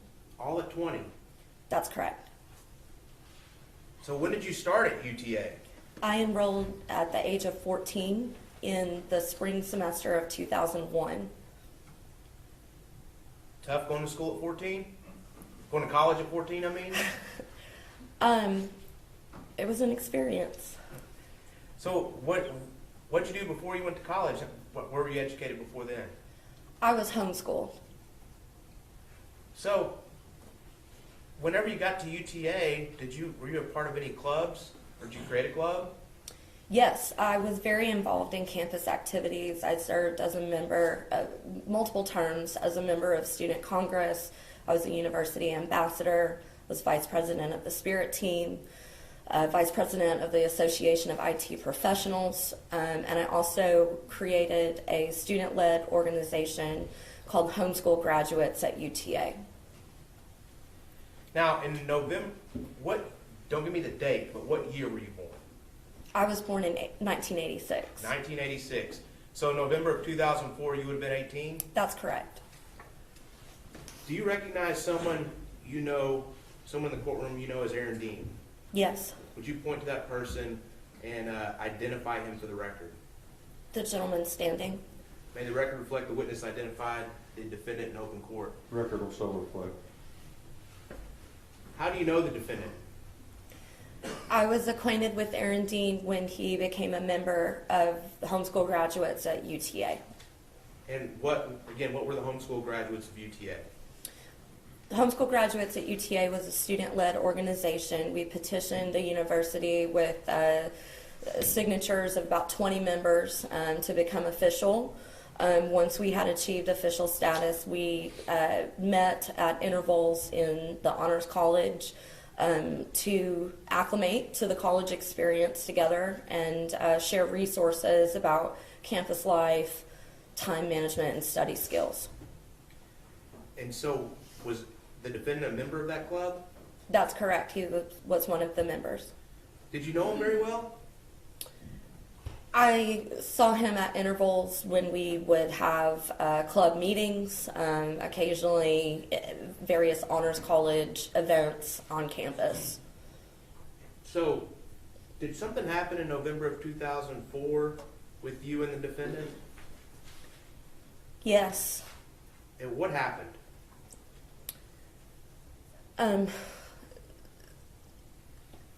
On November 18th, 2004 was a Thursday, and I had finished my accounting and systems analysis and design courses about Non-responsive. Sustain. Let's keep the question and answer. You got it. So what class did you just finish? I had just finished my accounting, principles of accounting and systems analysis and design. And what did you usually wear to that class? What type of, did you dress up for it? I typically wore a suit to my classes in the College of Business. And so what did you do after that if you typically wore a suit to class? After class, I changed into a hoodie and sweatpants, and I headed over to the Honors College Library to study. And what's that Honors College Library now called? It's called the Carolyn A. Barrows Reading Room. It's in Suite 100 of College Hall. And what kind of place is this? It's a quiet place where students can study. In 2004 it was. There were lots of like conference tables with seating. There was a corral with about 2 or 3 computers at it that students can use, and there were a couple of club chairs facing a wall of bookcases which housed all of the honors theses from each of the honors students before they graduated. When you got to that reading room, was there anyone else there? Yes, Aaron was seated at one of the computer corrals. What did you do once you got into the reading room? When I came into the reading room, I thanked Aaron for opening the door for me. I placed my laptop bag on a club chair just next to the door, and I walked to one of the conference tables where that morning's issue of the Shorthorn lay open on the table. And what happened after that? When I walked over to the table to look at that morning's Shorthorn and just skim the headlines, Aaron came up behind me and wrapped his arms around my torso. His left hand kind of skirted the cup of my brassiere, and he leaned into my ear and whispered, "Has anyone ever told you how great you are?" Were you romantically involved with the defendant at this point? Absolutely not. Had you ever been romantically involved with him? Absolutely not. Had you ever shown any interest in being romantically involved with him? No. In fact, I had a boyfriend and was wearing a promise ring from my boyfriend at the time. What did you do after he whispered in your ear? I broke away from his embrace and I walked over to the chair where my belongings were, and I took a seat in the chair to pull out my laptop and put it in my lap. At that same time, a friend of mine walked into the room, and so I began a short, casual conversation with that person. Did that friend stay in the room for long? No, we briefly chatted. They actually asked about my boyfriend, so we talked about plans for William to come visit over New Year's Eve. And what happened after that conversation with your friend? While I was talking with my friend, Aaron came and sat in the chair just adjacent to mine. And when the friend left, Aaron began to ask me questions about the ring I was wearing and about my boyfriend. What did you tell him about the ring you were wearing? I indicated that it was a promise ring because William and I were dating long distance, and it was just a token of our relationship at the time. And did he have a response to that? Yeah, he said that was too bad because he really wanted me. Did anything else happen after he said that? I mean, when he said that, I was kind of taken aback because we had literally just been talking about my boyfriend and how much I cared for him and him coming to visit me and me wearing a promise ring. So I asked him how long had he felt that way, and he said that probably since he had seen me earlier in the year at a student leadership banquet. I was wearing a dress that he described as a really great dress because he could see the top of my breast. And while he said that, he took his finger and touched my right breast and traced the outline of the breast with his hand, so touching my body over my hoodie that I was wearing. What'd you do?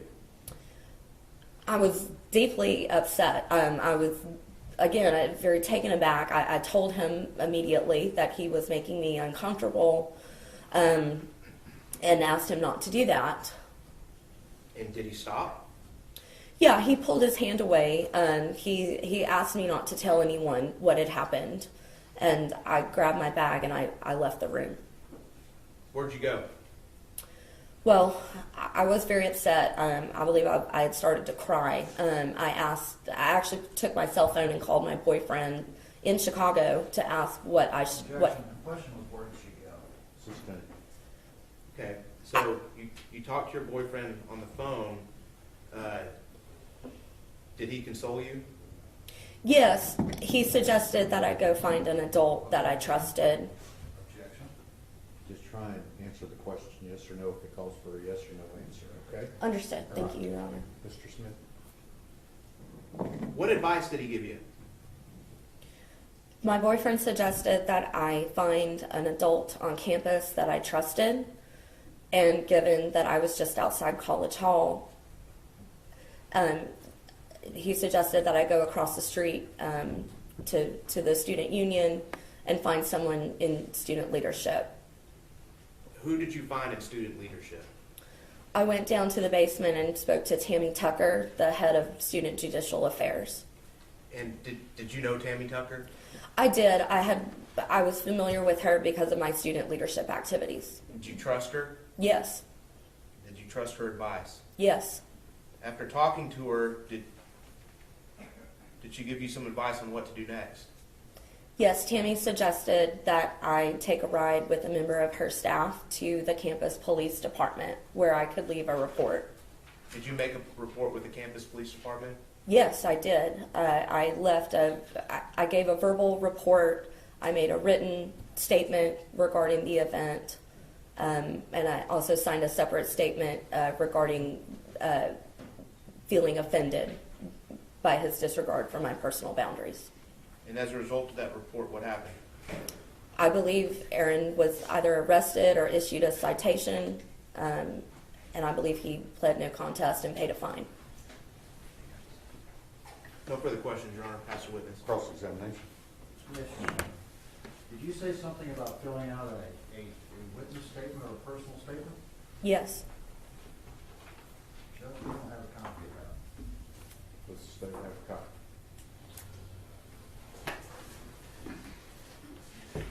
It was provided via TSP to the defense. We can give another copy right now.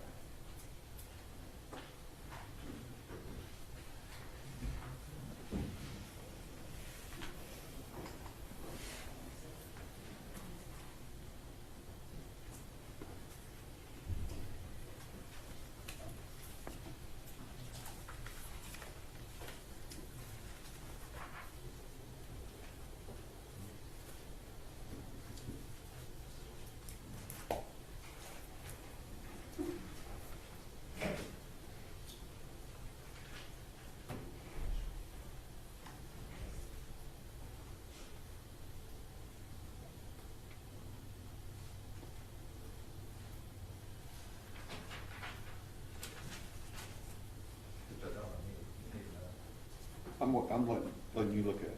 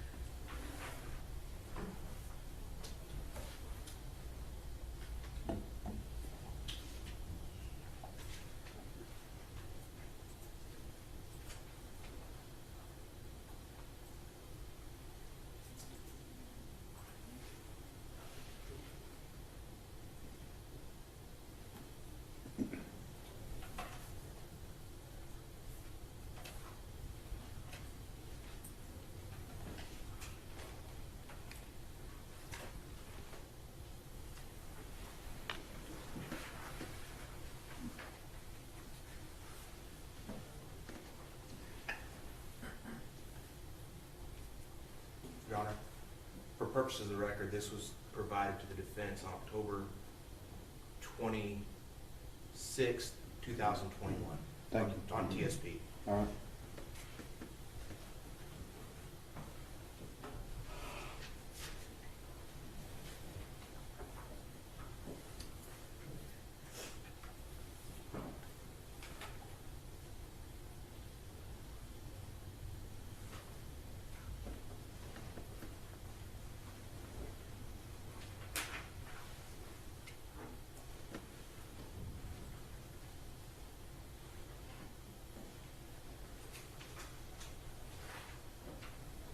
Morning. Good morning. You say that this event occurred in November of 2004? Yes, Is that right? So approximately 18 years ago? yes, That's right? that is correct. You were 18 years of age at the time, That is correct. and Aaron was around the same age you were, isn't that right? I believe he was a 19-year-old sophomore at the time. Okay, so is that an age that's somewhere around the age of 18? It is over 18. It's around the age of 18? It's a year older than 18. And this, you were in the an honors library at the time? Yes, the Honors College Library. And is there a certain group, a select group of students that are allowed to get into that honors library? Honors College students typically use the library.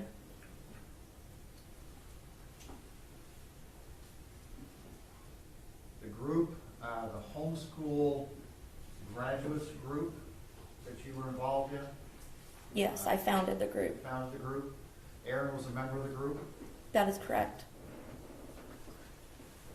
And isn't it true that one of the reasons that group was founded is because kids that are homeschooled have some adjustment issues that kids that go to public schools or private, more formal schools don't have, isn't that right? I would, yes, If there's some adjustment issues that have to do with the way you structure your day, perhaps. but also some issues that have to do with social adjustment, is that right? I think there are a variety of challenges that are unique to homeschool graduates attending a formal university for the first time. And it's one of those issues of social adjustment. Campus life and experience would be one of those aspects. Okay, so my question was socially, do kids that have been homeschooled have social adjustment issues? What's your answer to that question? As a former homeschooler myself, I would be a bit reluctant to claim that homeschoolers are socially maladjusted. I didn't say socially maladjustment, I said that they have adjustment That issues. homeschoolers would have social adjustment issues. Okay. So, when you were homeschooled, how many kids were in your class? Typically a class of one. When you got to UTA, how many kids were in the class? Typical class. In my first college class, computer science ethics, there were over 100 students in the class. Okay. Pretty big difference, right?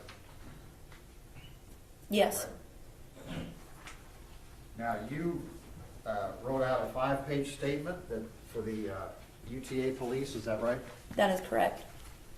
And isn't it true that in that statement that you told them that Aaron had traced over your breast, is that right? That's correct. And that you told them that what you told him at that time was that was very flattering, but that he was making you uncomfortable. That's correct. And something else that you kind of left out earlier was that he apologized to you, didn't he? He did.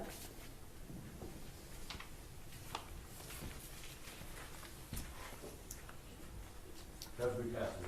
Read the record. No further questions, Your Honor. May Ms. Turner be excused subject to any potential recall? No objection from the state. You may. Thank you, ma'am. Thank you. Thank you. Thank you.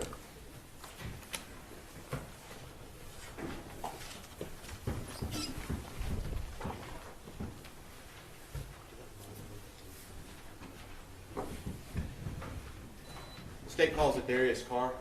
Mr. Carr, come up.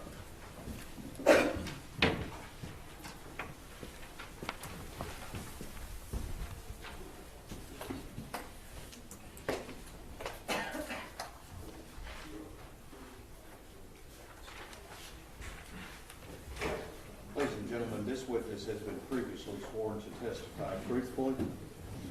Mr. Smith?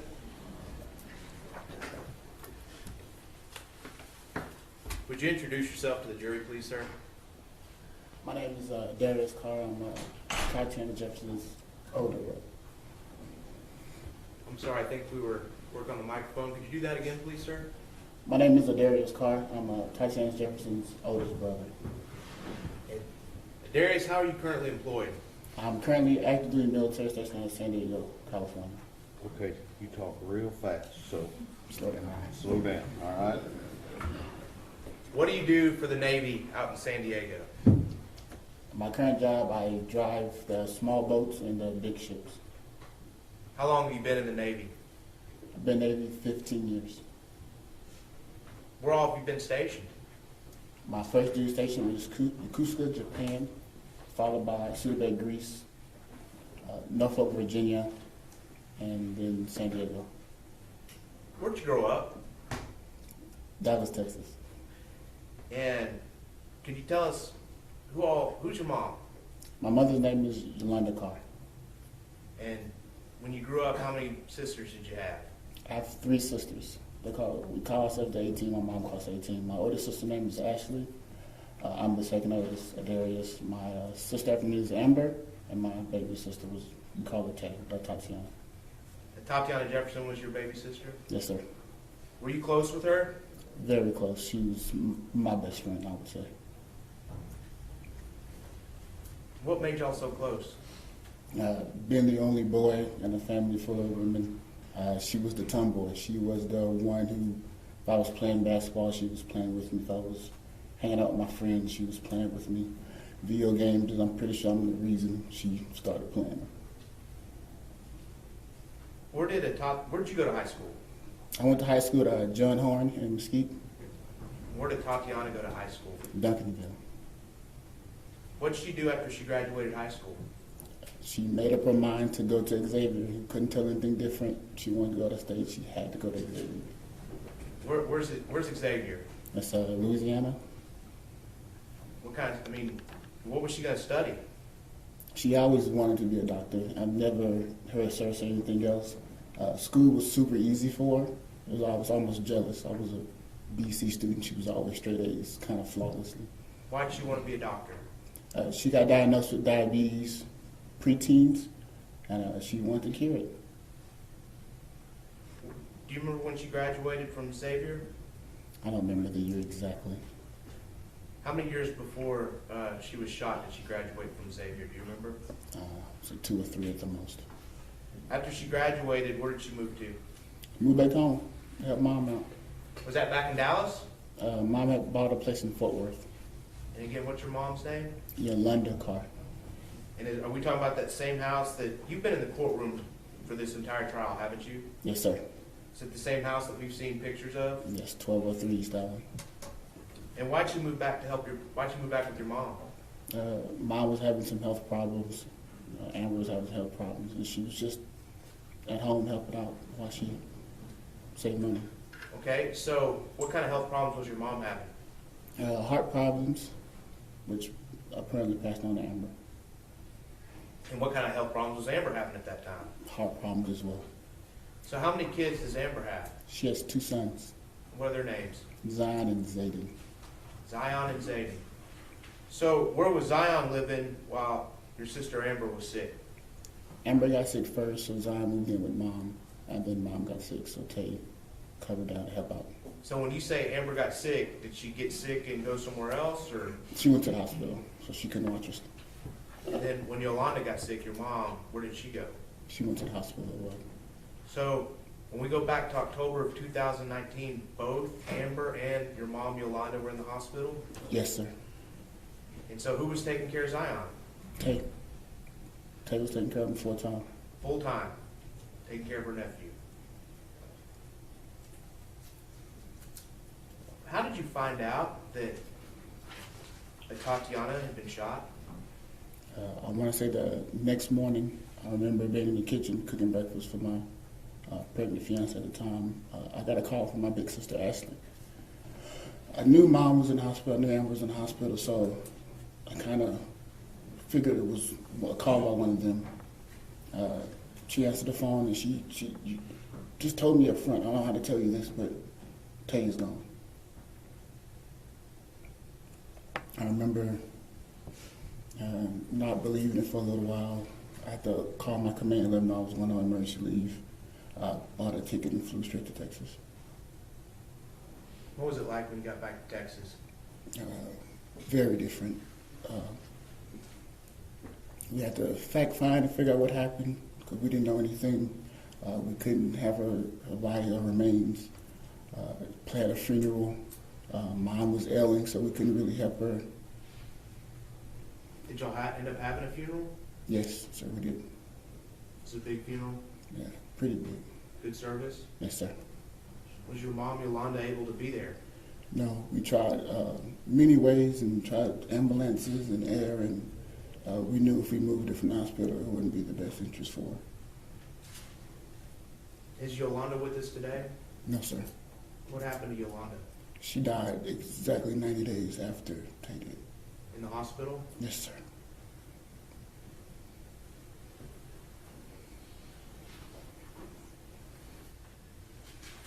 May I approach the witness, Your Honor? Yes, sir. I'm showing you what's been marked as State's Exhibit 89. Do you recognize that? Yes, sir. What's that a picture of? My sisters came out to visit me 2018 before one of my deployments. They hadn't had a chance to visit an overseas tour, so I was really happy they had a chance to come out. So I see you and four women. Who's the fourth woman? Our cousin Reese, she grew up with us. Okay, starting on your left, can you identify each person in this picture?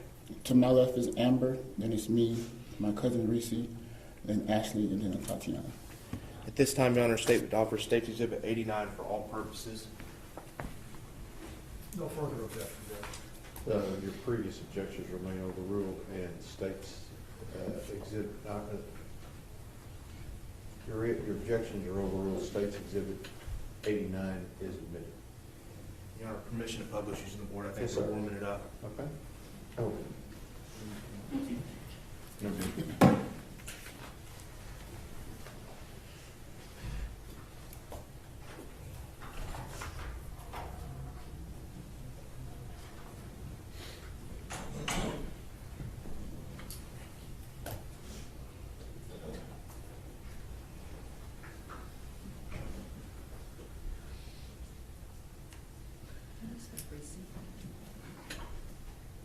All right.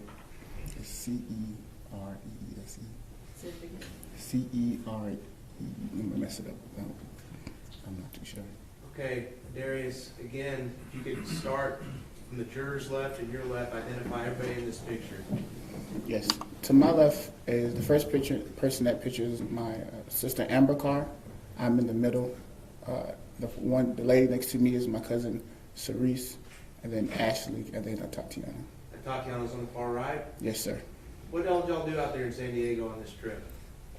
That's one of the highest points in San Diego. It's a veteran museum memorial called Mount Helix.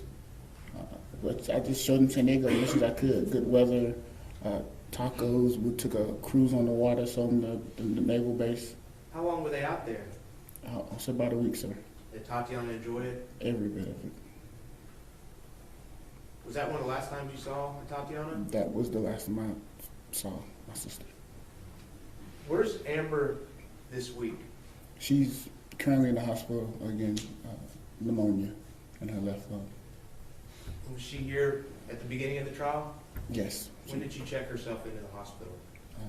Wednesday, first week of trial. We'll pass the witness, Your Honor. Cross-examination. We don't have any questions, Judge.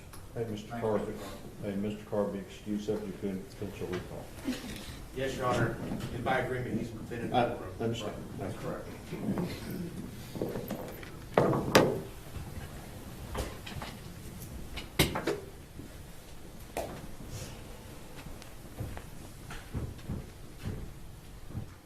Mr. Smith.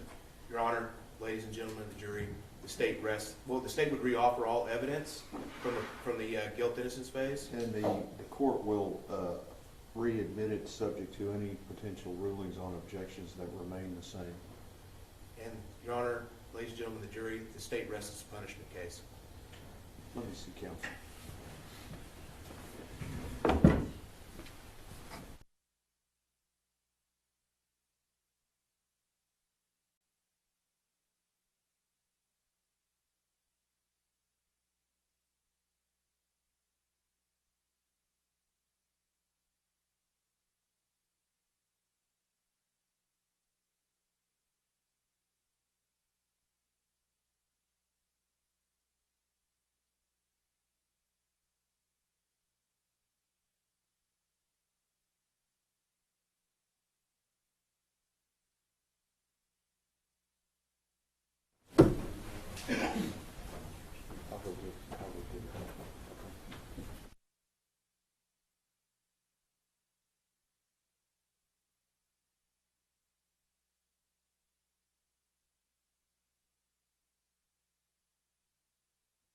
10-minute recess, everybody, 10 minutes.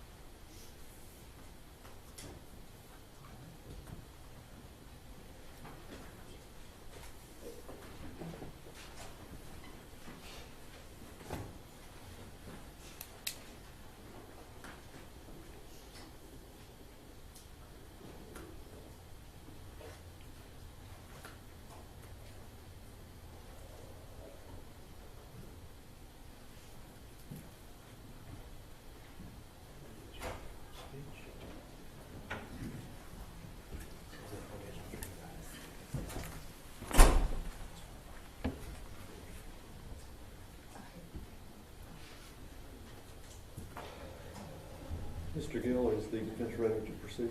We are. All right, state ready for the jury? Hello. State's ready? And defense is ready? We are. All right, let's go.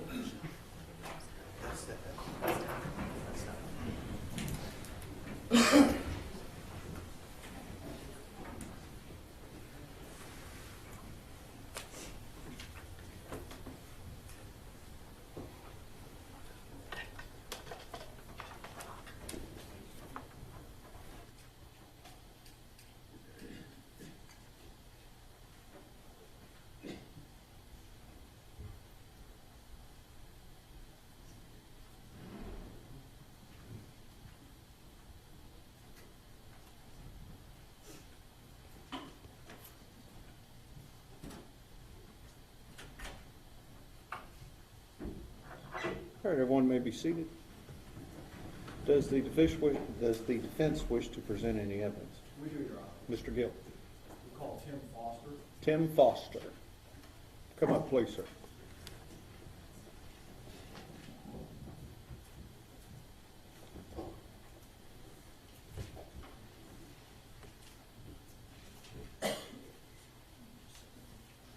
Could you raise your right hand for me? Solemnly swear or affirm testimony given this cause to be the truth, the whole truth, and nothing but the truth, so help you God. I swear. There is a rule of procedure in effect that you can't be in court unless you're testifying. Once you have testified, don't discuss your testimony with anybody else, okay? Okay. Mr. Gill? Thank you, Judge. Would you tell us your name, please? Tim Foster. Microphone on there. Yes. Mr. Foster, do you live here in the Fort Worth area? Just outside of Fort Worth. West of And how long have you lived here? 33 years. And how old a man are you? 55. While you've been living here in the Fort Worth area, have you come to know a person by the name of Aaron Dean? Yes. And this is Aaron over here, two people to my right at the end of the table? Yes. How long have you known Aaron? Probably 8, maybe 10 years. And how do you know Aaron? We went to the same church for several years, a number of years. Well, what church is that? Redeemer Church, Fort Worth.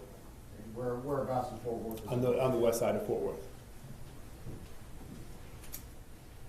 And how large a church is a Redeemer Church? 150, 180 people. And Aaron was a member there? Yes. How about the rest of his family? His parents and 2, maybe 3 siblings. Do you know approximately how many siblings there are altogether? There's 6 kids altogether. And several of them went to church Yes, with Aaron and his parents. correct. Did you become involved in church activities with Aaron? Yes. What kind of activities would you be involved in? We were involved with the music, so he would run the soundboard on occasion, and I would play musical instruments, So what musical instrument do you play? bass guitar. Does Aaron also play a musical instrument? Yes. What does he play? He classical piano, rather accomplished. He may play other musical instruments. I'm not sure. Is there a particular musical project that you worked on with Aaron for a number of years? In addition to working regular Sunday mornings, he would put together a musical program every year with a lot of his friends from his previous years, all the way through high school and college, if I'm not mistaken. And they would put on a recital or around time of Christmas, a Christmas program that would involve 20-ish people of rather accomplished musicians and vocalists. And on 2 occasions, he had invited me to join with them and play. And did you find that to be a positive experience? Definitely. I was in way over my head. Okay.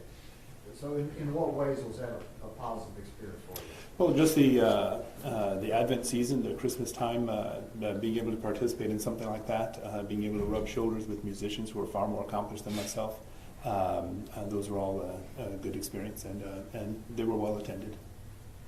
So what was Aaron's part in that Christmas program? Well, he directed the whole thing.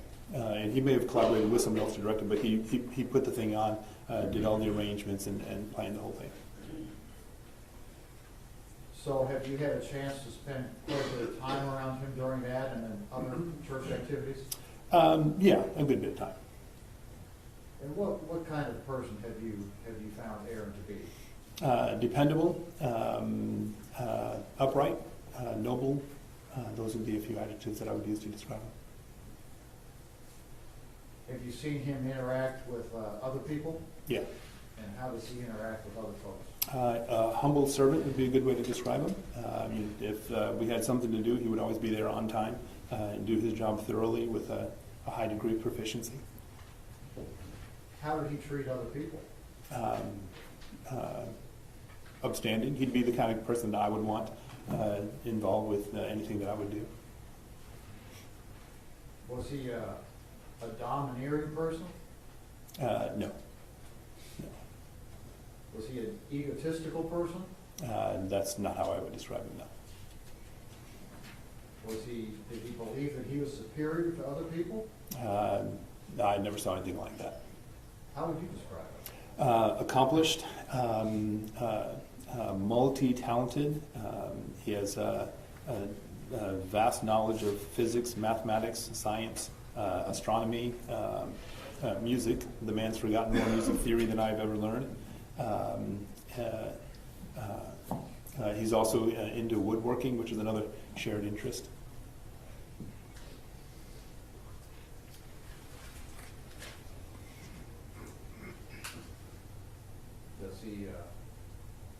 Is he there for other people when they need him?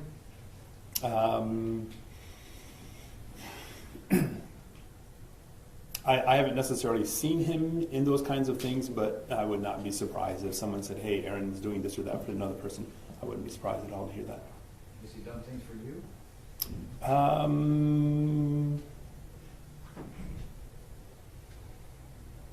Nothing specific comes to mind. I mean, just sharing in conversation and things like that.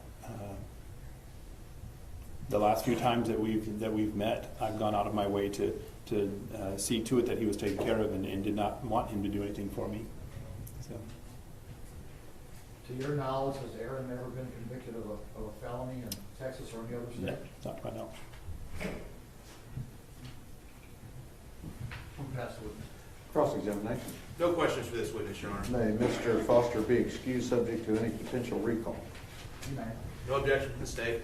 You'll unclip that microphone? Thank you.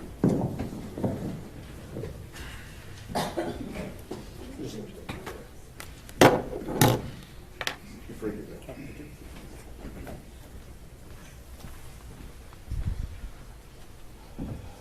Who do you have next? Christina Livingston.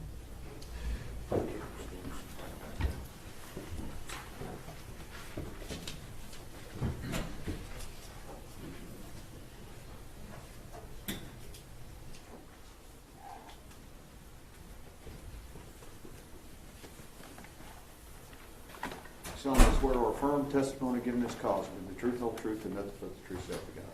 I do. Put the microphone on for us, please.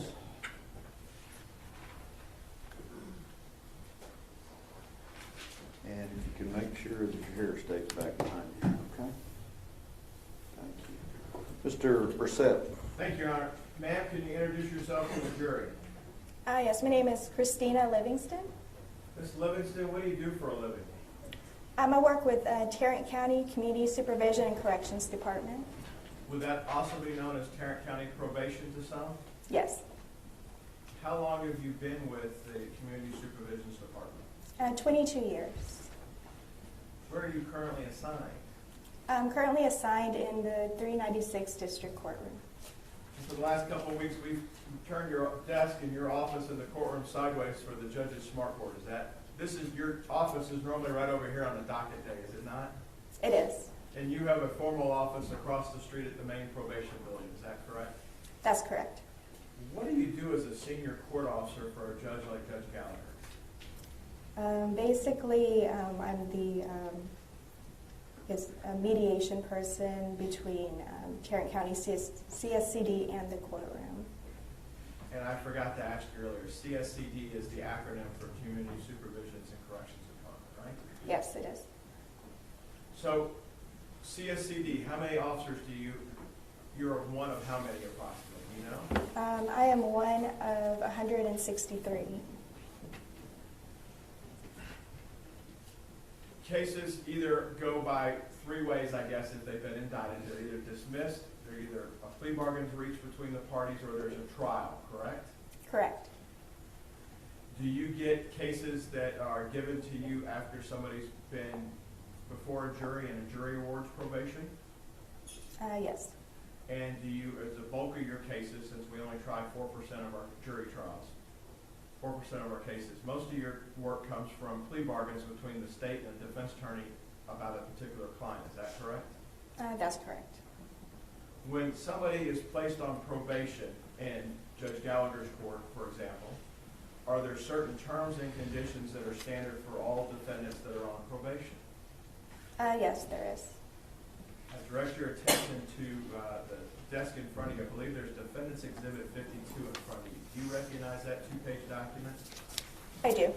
And is that something I asked you to prepare here today to go over with the court? Yes. What is Defendant's 52? These are standard conditions of community supervision. And that would be standard conditions that are imposed to a probationer here in Judge Gallagher's court? Yes. We'd offer Defendant's 52. Can I just see a copy of it? As long as it's the standard probation conditions that have been provided, then I don't have any objection. That's right up here. May I approach? Yes. And for the record, it's the exact same copy she gave both of us at the break. Then I don't have any objection to it, Judge. State Defendant's Exhibit 52 is admitted. What are some of the standard conditions of probation that a probationer can be given by a judge such as Judge Gallagher?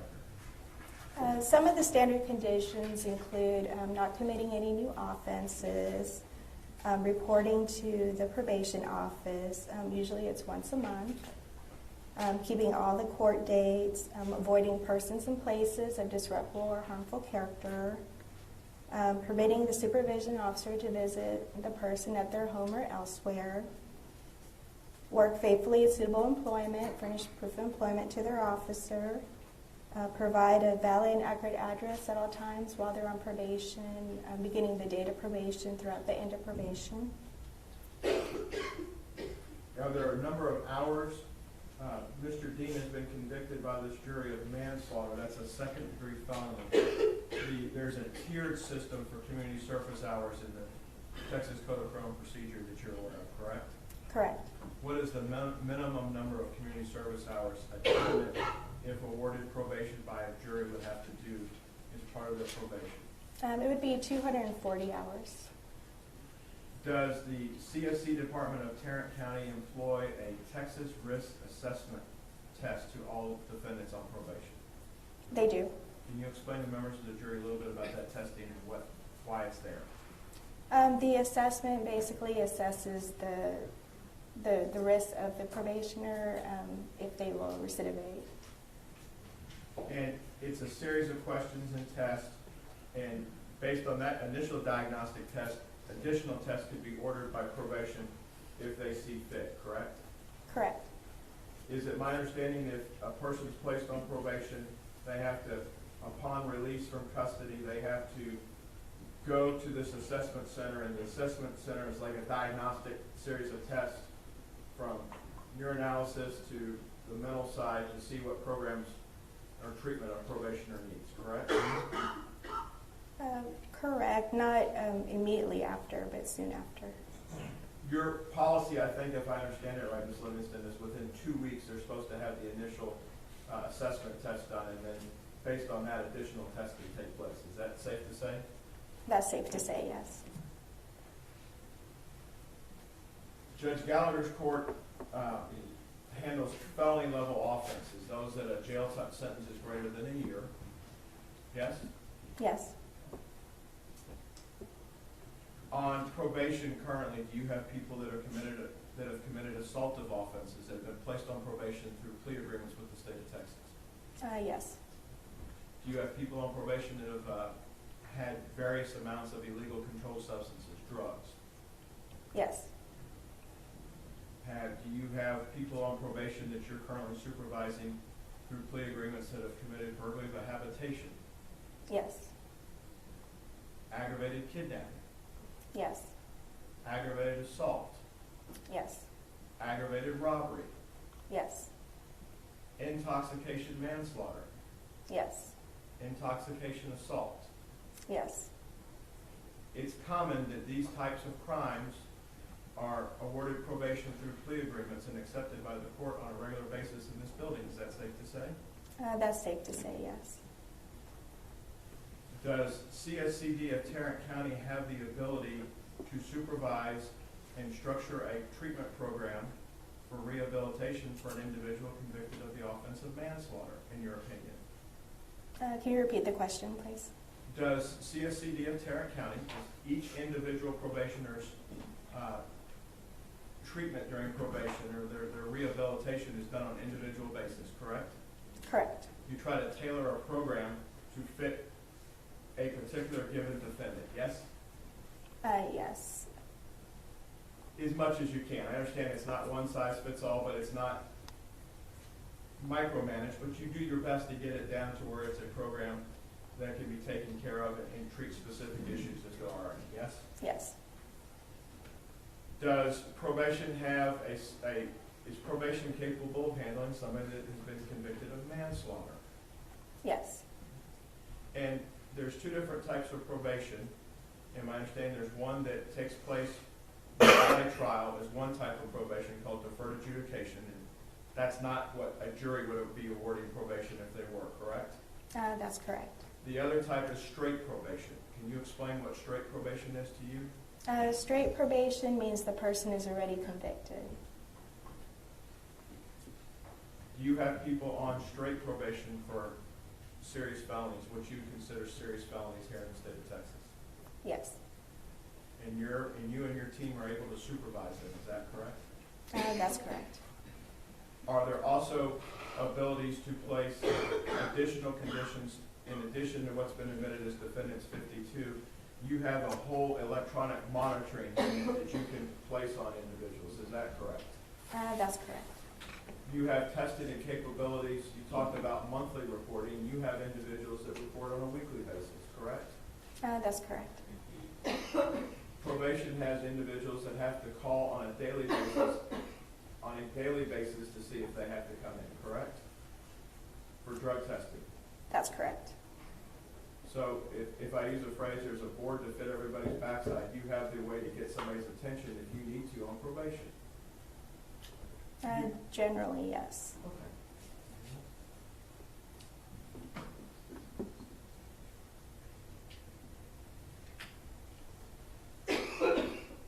In order to get straight probation, it has to be someone that's eligible, has never been convicted of a felony in this state, any other state of the United States, to your understanding, yes? Not for straight probation, but for deferred probation. For straight probation, you'd have to prove, we're at a jury trial stage, so it defers out the window. If it's proven that somebody has never been convicted of probation in this state, any other state, or the United States, That's correct. prior to the trial, they're eligible for probation. Yes. Apologize for the coughing, pass the witness, Your Honor. Cross-examination. Thank you, Your Honor. Defense just asked you about weekly reporting and calling in daily. That's not a part of the defense exhibit, the standard conditions of probation, correct?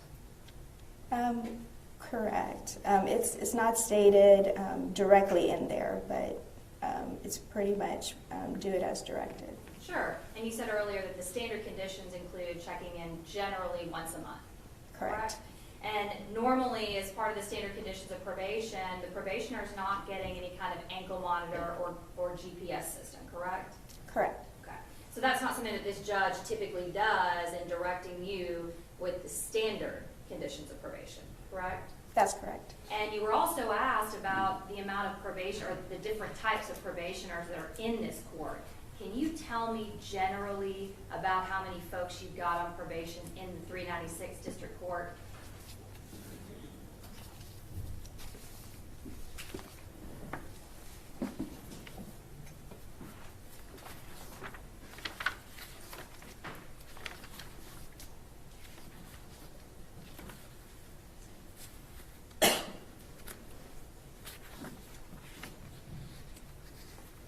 I don't have the general number out of this court, but I do have the general number department-wide.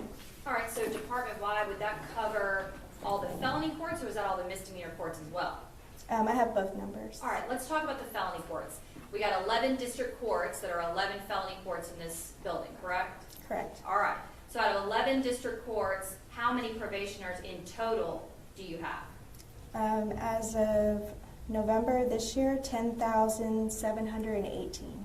10,718 people that are on probation for felony offenses, is that right? That's correct. All right, so doing just the basic math, you're going to talk, that's basically going to be a little bit under 1,000, thank you, 974 probationers in each court, if we're just doing an average. Correct. So around 1,000 folks that this judge in particular is responsible for, and as well as you, is that right? That's correct. Okay. Now, you weren't asked these questions, but I want us to educate the jury regarding a field officer versus a court officer. So you are a court officer, right? That's correct. What does it mean to be a field officer? The field officer is the one who supervises the people that are on probation. So do you not yourself supervise that person? No, I do not. Okay. So when you were asked questions by defense counsel regarding the types of supervision, that's going to be the field officer that's having that contact, correct? That's correct. And would they be the ones that determine if that person needs to have more close contact, maybe weekly or calling in daily, or would that be this judge? It could be either one. More than likely, the field officer would be the one making the recommendation. And typically speaking, though, when we talk about the conditions of probation, they start off from a place of they're going to report about once a month, right? That's correct. And when we say report, they actually have to come up to this building or somewhere different? They go over to the field service unit, whichever office they get assigned to. And when they go over there to the field office and talk to their supervision officer, about how long are they spending with them?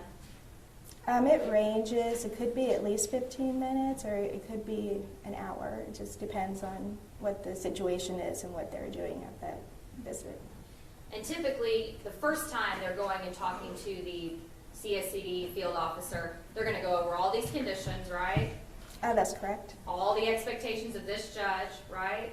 Right. And make sure they understand what is expected of them, correct? That's correct. That first meeting is probably going to be a bit longer than maybe those check-ins as they get through probation, right? That's correct. So, in general, you said as little as 15, sometimes an hour, but we're not having a whole lot of interaction with these folks once a month, right? Not necessarily if you're only counting the office visit alone. And there are also home visits. Yes. And is that, do we see that on the conditions of, the standard conditions of community supervision? Yes. Okay. And how often, even though it says permit the supervision officer to visit your home or elsewhere at the time, is that something that's typically done where the probation officers are going out to these 974 folks' houses? Not every month. Okay.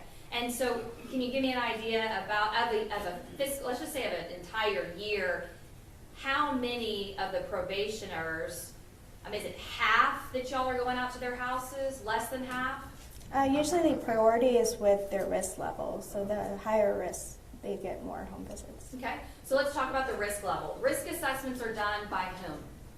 We have an assessment unit that does the assessments initially, and then the field officer will do it from then forward.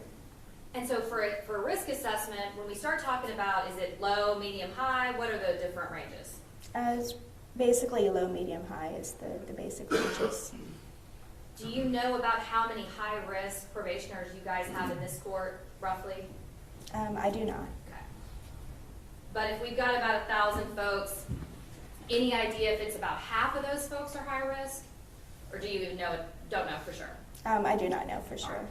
But when we talk about the risk assessment, that is based on the information in part of what the defendant, the probationer, tells them, correct? Correct. Part of it is. And what are the other parts? We have prior criminal history, right? Correct. Okay. Any violent offenses, correct? Correct. Okay. What else is considered? For the assessment, we also go through what information that we do have, and then related to it, the information the defendant says. Okay, explain that to me. What do you mean, what information you do have, and as it relates to what the defendant tells you? For example, if we have a new offense, well, not a new offense, but let's say we look at the criminal history and the defendant is underreporting what is on the criminal history, we would trump it with the actual criminal history. I gotcha. But if somebody doesn't have any criminal history, then that's going to be a factor into the risk assessment, correct? Correct. Any documented criminal history, right? Correct. Okay.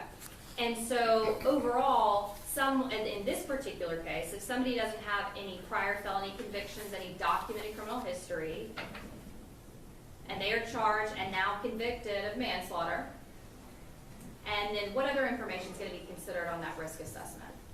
We have the education, employment, financial situation, family and social support, neighborhood, substance abuse, criminal attitudes, behavioral patterns, and peer associations. Okay. So if you have a supportive family member, and lots of family and friends that are willing to be there for you, you got a job, and you otherwise have a good attitude, do you expect that person to be on the high risk level? I do not. Not necessarily, right? And as far as those that are on the high risk, we also have probationers that commit new offenses that are on the low risk, correct? Correct. We have people that commit new offenses every day here in Tarrant County that are on the medium risk. That's correct. And the high risk too. That's correct. In fact, even though it purports to try to predict the level of risk, we have folks every day that we hope and we pray that they won't commit a new offense, but they do anyway, correct? That's correct. And when we talked about GPS earlier, have you had folks that have cut off their GPS and escaped this county and this state before? Yes, we have. Out of this court? Out of this courtroom. With this judge? Yes. And have those people committed violent offenses before?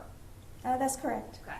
And at that point, either the prosecutor and the defense attorney agree to put that person on probation, or a jury just like these folks have agreed that that's a good idea, correct? That's correct. There's really no way to predict with any kind of degree of certainty that that person's not going to be a risk in the future, right? That's correct. I mean, we want to do the best we can. We try to do that, but sometimes we just don't know, correct? That's correct. All right. And so when we talked earlier about these conditions of probation, you would certainly agree with me that the majority of these probation conditions are pretty much what all of us do on a daily basis. Don't commit any violations of the law, right? Act right, do right, don't use drugs, don't hang out with people of harmful or disreputable character. Those are the types of things that all of us, all the folks in Tarrant County, should be abiding by, correct? That's correct. Now, I don't have to report it to probation or give you a UA. I'm not having you come out to my house once a month, right? Meeting with you once a month. But overall, these are things that support your dependents. Those are folks, we all do that, right? I would certainly hope that we do, right? Mostly, yes. Sure. Work faithfully at suitable employment. That's pretty basic, right? That's correct. All right. Don't possess firearms, right? That's another condition. It is, yes. Got to pay some fees, right? Right. And that's kind of the last few all deal with paying fees. There's 21 conditions on the standard condition form, right? Yes, there is. And the last 1, 2, 3, 4, 5 deal with fees. That's correct. And in the very last one, you've got to have a valid driver's license and insurance to drive a car, correct? Correct. And as long as somebody has that, they get to drive a car, and that's the same thing that all of us do, right? That's correct. And nothing about a manslaughter conviction that would keep you from driving a car, right? Right. So those 5 conditions that all deal with fees, anyone ever get in trouble if they don't pay their fees, if they're on probation? Some do, yes. Okay, tell me the trouble that they get in. Are they put in jail by this judge? Usually it would involve restitution, but it'll at least involve being in front of the judge to address it. Okay.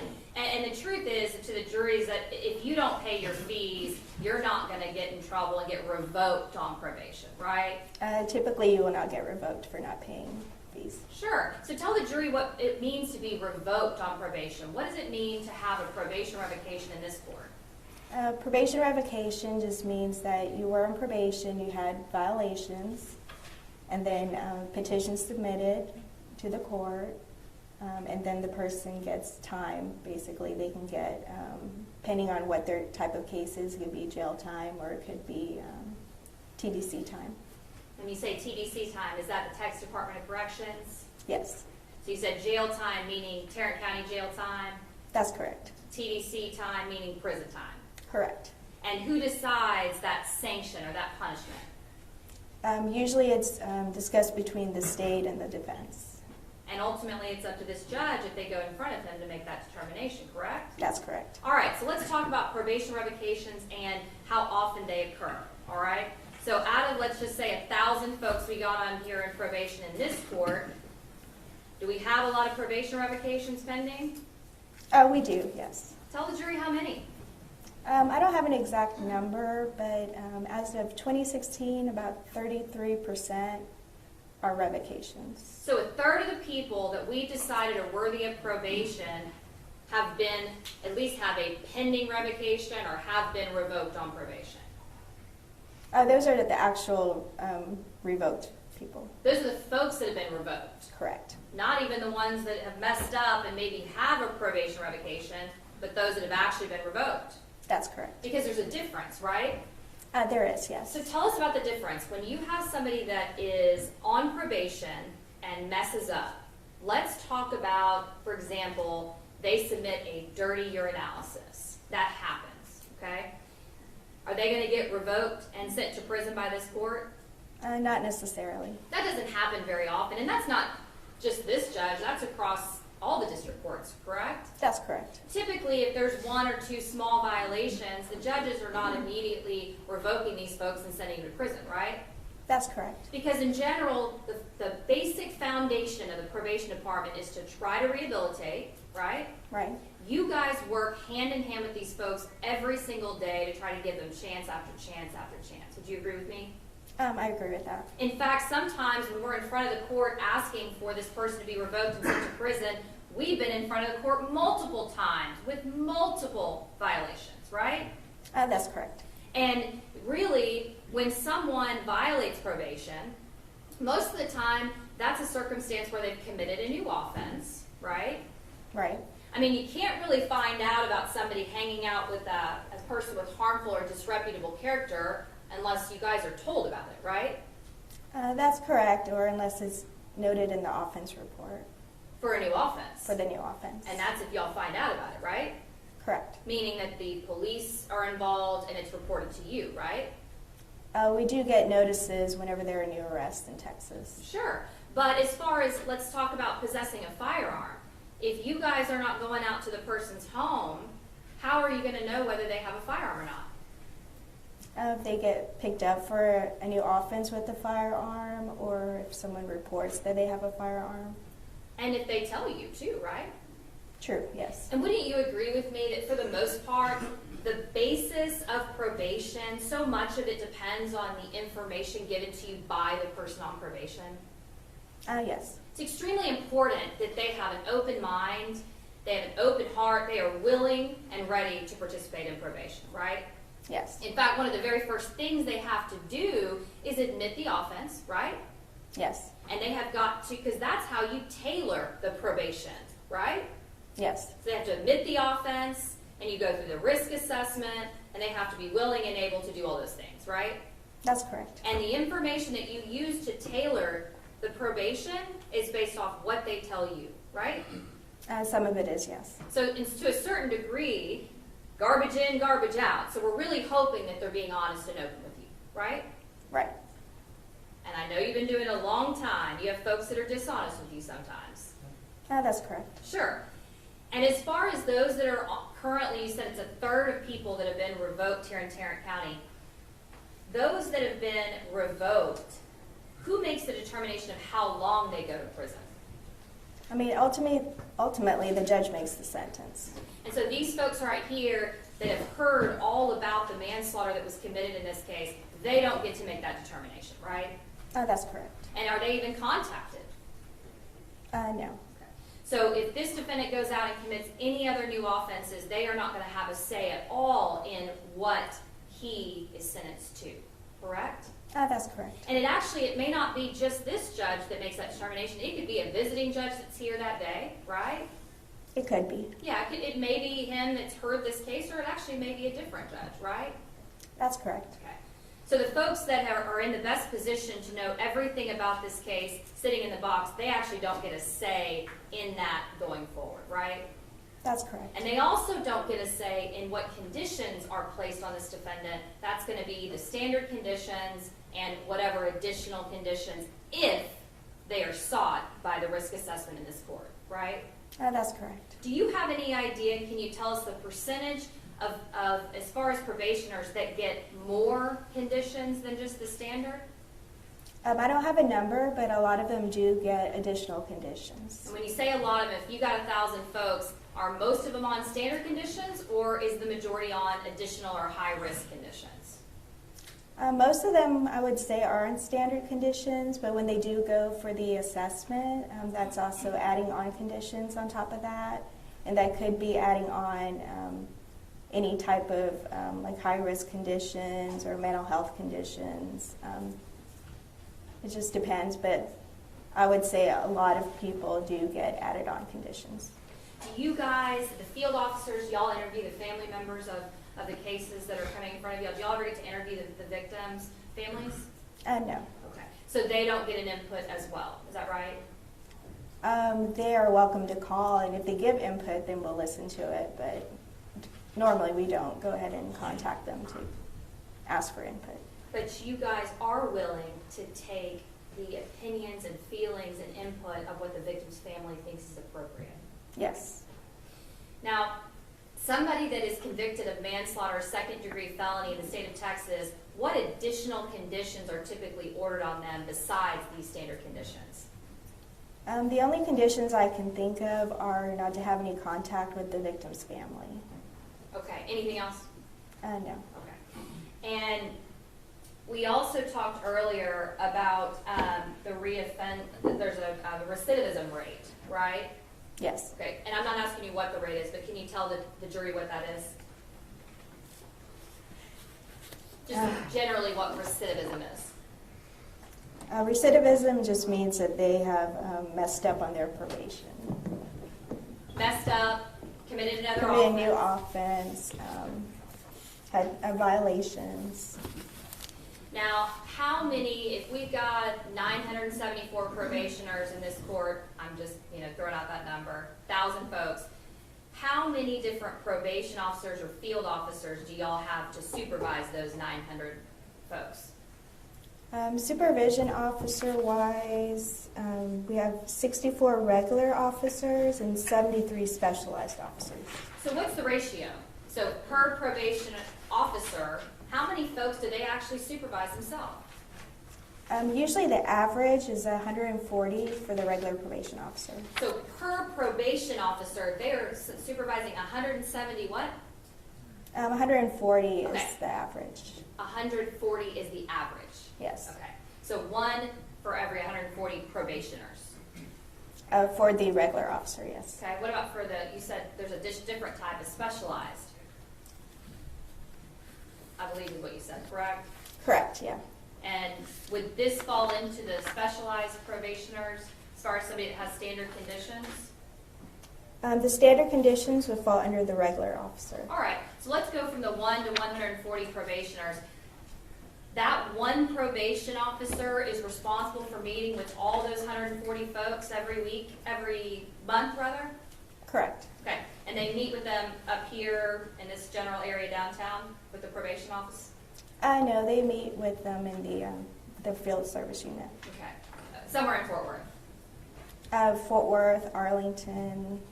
Wherever they live? Wherever they live, we have different offices that accommodate their zip codes. Okay.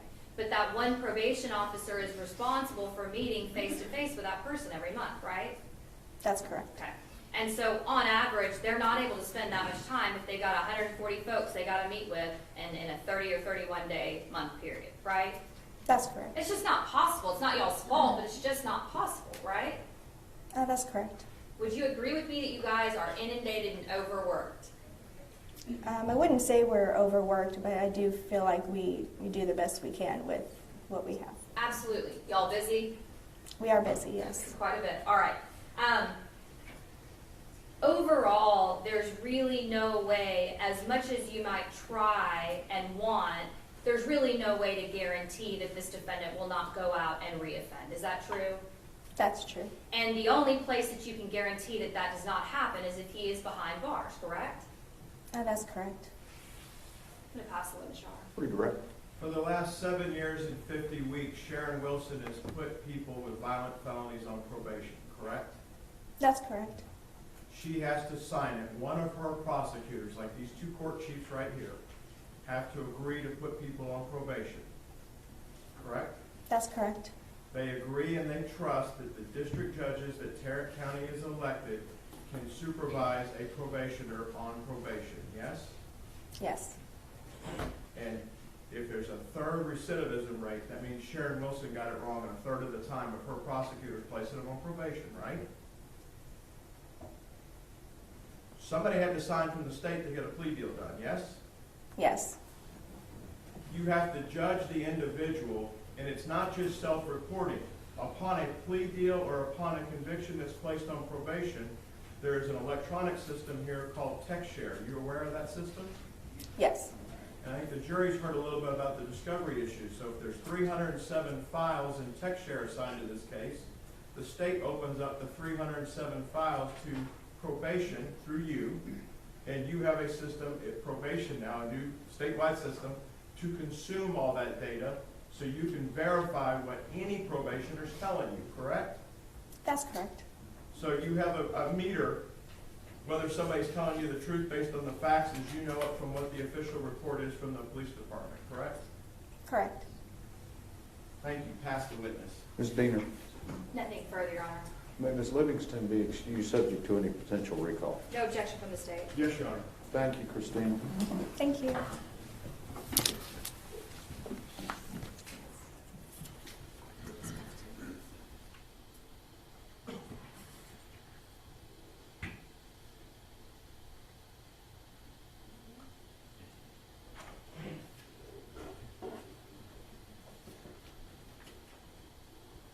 Good time. We're going to break for lunch, okay?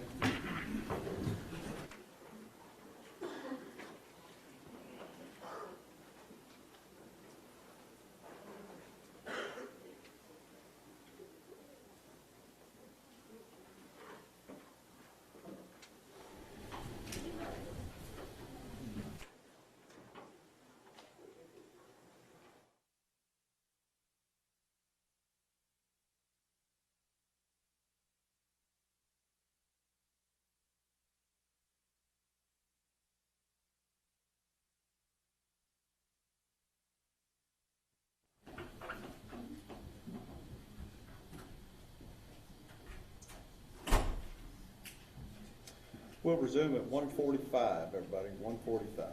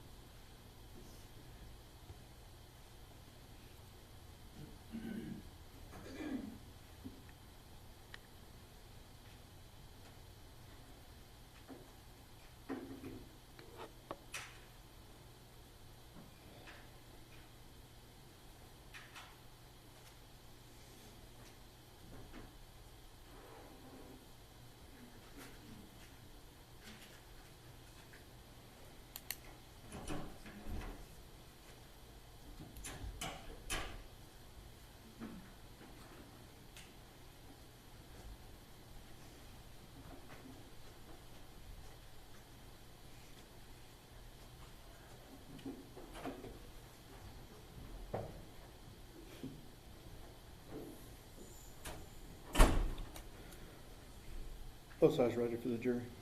Stage ready? Yes. Okay, let's go.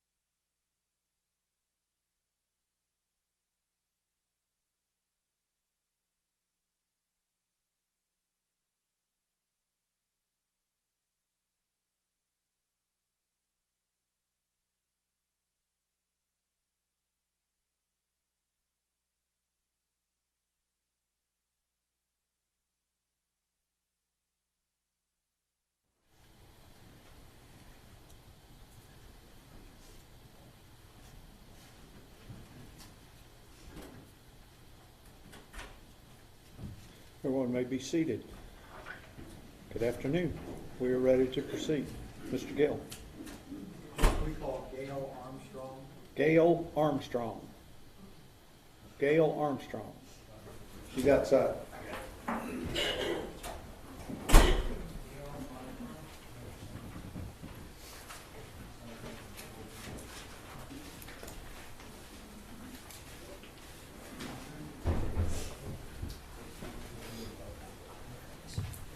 Come on, please, ma'am.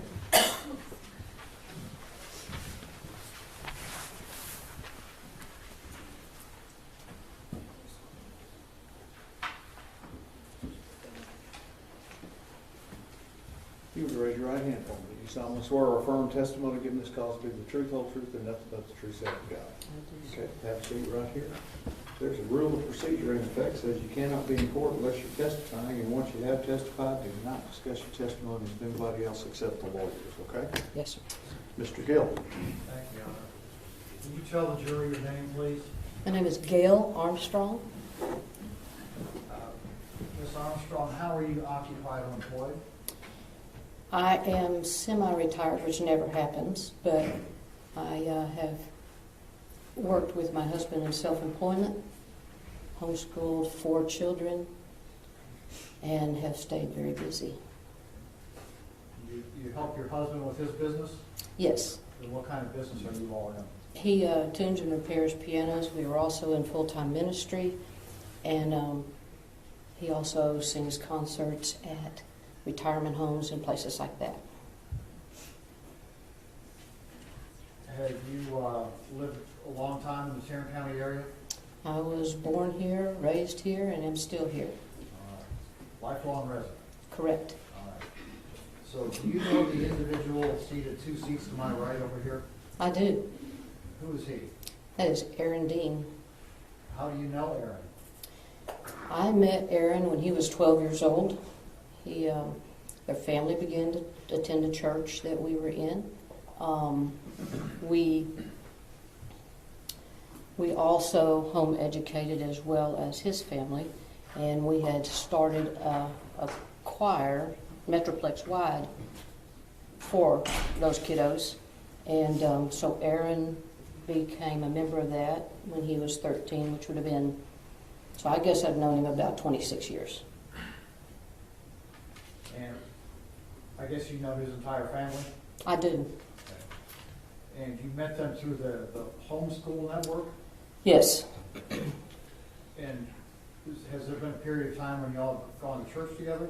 Yes, we actually helped start a church with his family and then continued on for another 12 or so years in the same church. And where was that church located? We started a church in Mansfield Family Church, and then from there we attended Fair Park Baptist Church in Crowley. And my husband was minister of music and youth at the last church I mentioned. And was Aaron a member at that church also? Yes. Okay, so was he, did he have anything to do with the youth ministry that your husband ran? Well, yes, he was a member of the choir. Now, the homeschool choir met weekly, but we did concerts on Sundays, so a couple of times a week with that.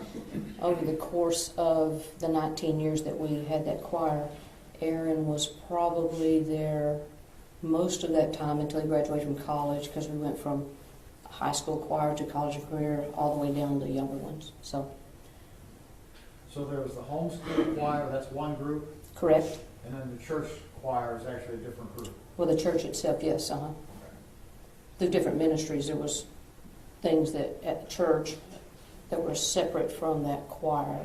The choir we had took tours on a yearly basis all over the country, and so we heavily depended on young men like Aaron to load the suitcases and open the doors. So what kind of things would Aaron do to help with that choir ministry? He was quite knowledgeable with the sound equipment. And then, like I said, there was always setup, chairs and things to move at the church that would not normally be there, or the places that we would rehearse. And then, like I said, when we would go anywhere, we had to carry equipment. Aaron was always there to help set up and load whatever we needed. So what kind of guy did you come to know Aaron to be? Aaron's he's a great guy. He led by example. Of course, he's been raised to be that way. But I just have a couple of circumstances I really remember when we were, say, loading up buses, and as young men have a tendency to do, they would become distracted, and he would kind of lead the crew.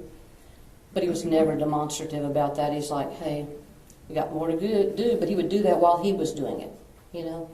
He definitely led by leadership and just coaching, you know, the younger guys as he got older. He always did what we asked him to do, and if we needed something done, he would ask if he could help with that. He's very skilled musically, and so there were times when my husband couldn't do a rehearsal. Aaron would step in. He'd ask what he could do and what he should do, and did exactly what, my husband's name is Craig, so exactly what Craig asked him to do. And you know what, I was talking to somebody the other day, and I said, Action, Your Honor, non-responsive. Do you have another example that you'd like to share with the group? yes, as we were, had the church, the young people would go and play outside quite a bit, and it was rollerblading time. And one thing I always admired about Aaron was that, now we have 4 daughters, 3 are biological, and 1 is a mixed race that we adopted. So he was always the gentleman that even though there was a goal line for the race, if someone fell, he would stop and pick them up. So Aaron was always had other people in consideration for what he was doing. You told me about a time when you all needed some fence repair, and Aaron assisted with that? Yes, just recently we made a move to relocate from my East Fort Worth home where I actually grew up in, and my husband's health issues didn't allow him to set T-posts. And I was like, oh, I was going to do it, and I needed help. So I tagged Aaron, and I thought, can you help me put this fence up? Of course, he actually put the fence up, and I kind of helped him, which I will never do again. Fencing is not my deal now. But Aaron worked relentlessly to do that for us, and he had other things he had to stop work for, and he would go do that, and he would be there either early in the morning or stay late at night to get the job done. And straight. He's pretty accurate. So he finishes the jobs he starts? Yes. I mean, whether that was my fence or whether it was working in the music programs that we had, there was never a time that we couldn't count on Aaron finishing or doing what he said he would do. Never. You said earlier that he's respectful of other people. Always. We've worked with probably, between our church work and the choir, well over 1,000 young people. And I never observed a roll of the eyes from Aaron. He's always been respectful and even to other people, courteous. He's the door opener. Is he a rule follower? Yes, very much so. That comes with partly with completing his jobs too, but I don't recall ever him challenging me, which I know that, I mean, most of y'all would know when a husband's doing a job, there's a wife somewhere. And I dealt a lot with these young people, and never had an opportunity to ask him to complete something that he had started. And when we take young people on choir tours from Washington, D.C. to New York, and we have teenagers, one time 150, you get a lot of opportunities for young people to challenge the rules. But Aaron was always on top of what he needed to be doing. Did the 150 teenagers include both boys and girls? Yes, and amazingly so. It's not like we had a real low amount of boys. We had a pretty equal amount of boys and girls, young women, 13 to 18 on most of our tours.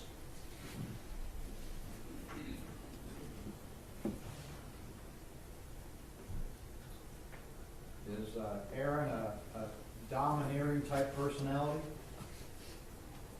No, not at all. He's very approachable, very courteous in anything that we asked or needed him to do. Not pushy at all. Is he egotistical? I wouldn't describe him as egotistical. I would say Aaron has strived to be accurate and know what he needed to do. Confident when we gave him a job, but not egotistical. Did he give you the impression he felt he was superior to other people?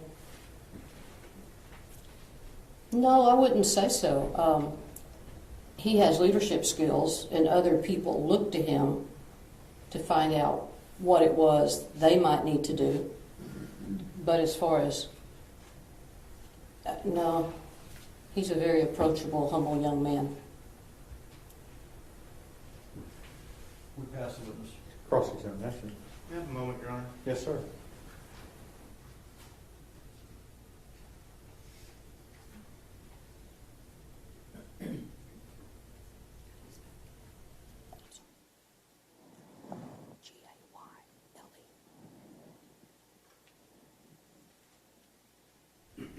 So, ma'am, you knew the defendant from church? Yes, sir. You go to church a lot? All the time. You're a very religious person. I would say I am a person of faith, but I am not overly religious. Is Christianity Yes. a religion? Jesus? Absolutely. And the Sermon on the Mount, didn't Jesus urge his followers, eye for an eye, tooth for a tooth? In the Sermon on the Mount? Yes, ma'am. I'm not certain on the Sermon on the Mount. Oh, I'm sorry.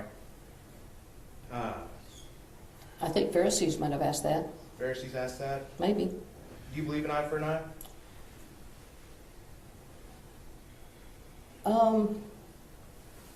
I think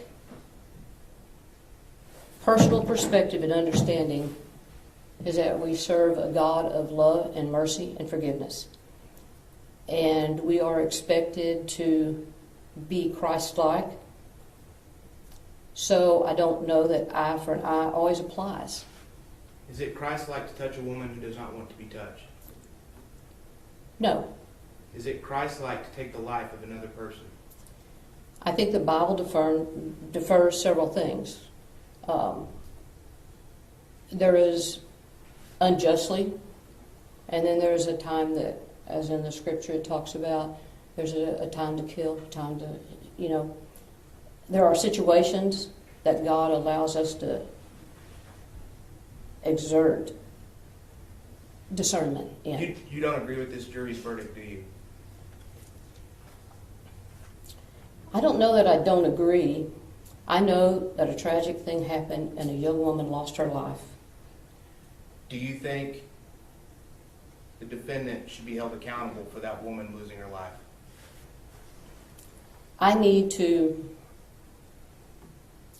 We are in a court of law, and laws give us guidance, and I think that there are certain ways that he should be held accountable. Do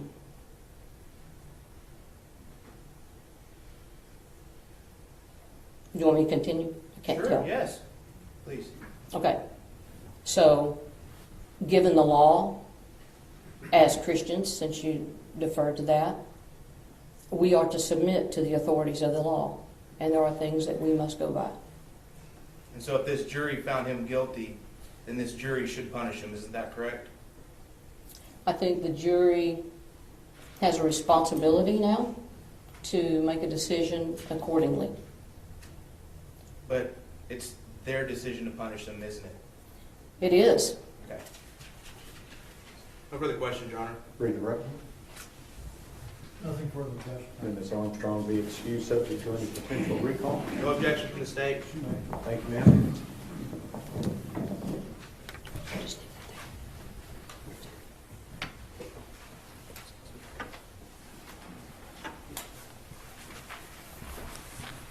Mr. Gill?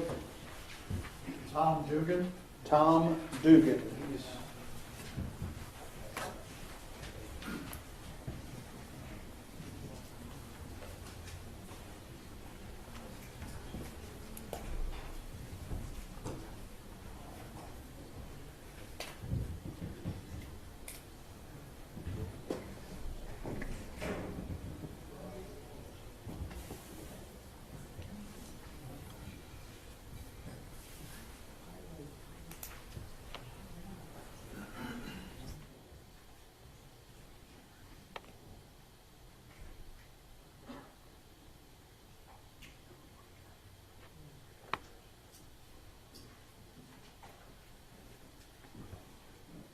Come on, please, sir.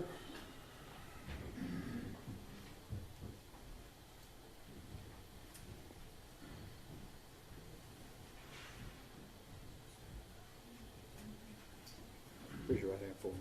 Solemnly swear or affirm testimony given this cause to be the truth, whole truth, nothing but the truth, so help you God. Yes, Your Honor. Have a seat. Rule of procedures in effect says you cannot be in court unless you're testifying. Once you have testified, don't discuss your testimony with anybody else except the lawyers. Okay? Yes, sir. Do you have a spelling? First and last name and spell it for the court reporter, please. First name Thomas, Thomas. Last name is Dugan, Dugan. Mr. Gill. Mr. Dugan, how are you occupied or employed? Employed by the Fort Worth Police Department. I'm a detective in the West Side General Assignment. So you're a Fort Worth Police Department officer. You're assigned to the West Side area. Is that right? Yes, sir. I'm a detective. And then, detective, you said you are assigned to what's called general assignments. Yes, sir. What does that mean? Basically, we have certain departments for homicide, robbery, things like that. We get anything from, somebody's car is burglarized, retail theft at Target, criminal mischief, basically everything else. So you investigate a wide range of criminal offenses. Yes, sir. How long have you been a detective?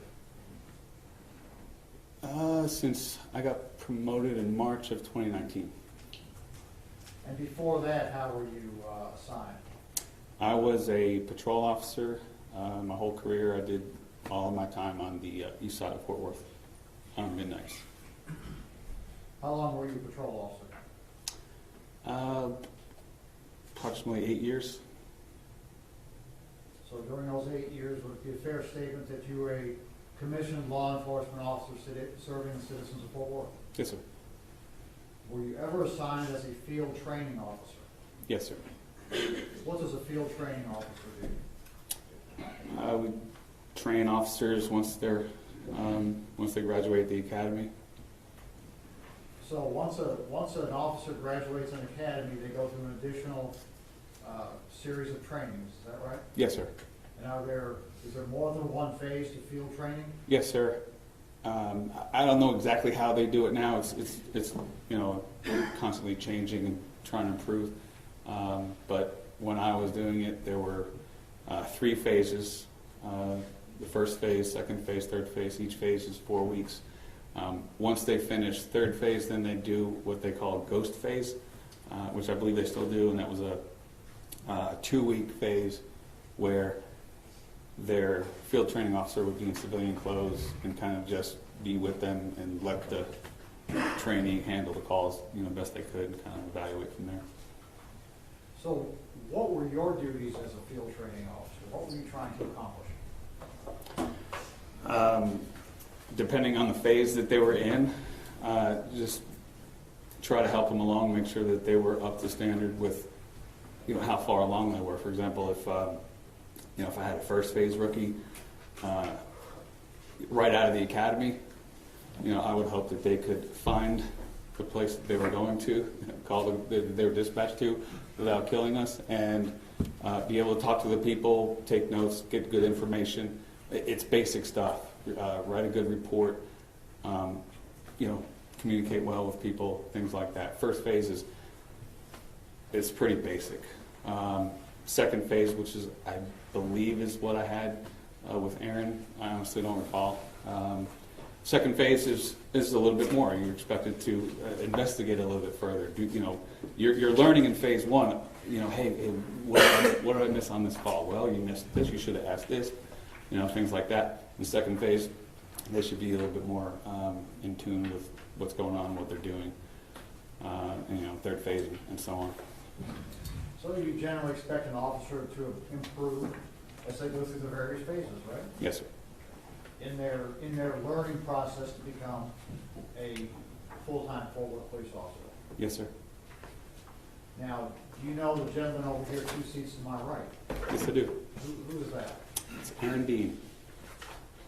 Did you know Aaron Dean to be a Fort Worth police officer? Yes. In fact, were you Aaron Dean's field training officer at one point? Yes, sir. Do you remember approximately when that was? I believe it was in 2018 sometime. I'm not sure. I believe it was 2018.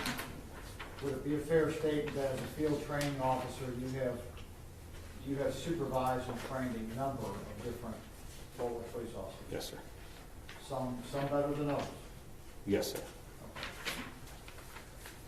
Do you recall what phase of field training you were assigned to Aaron? As I said, I wouldn't stake my life on it. I believe it was second phase.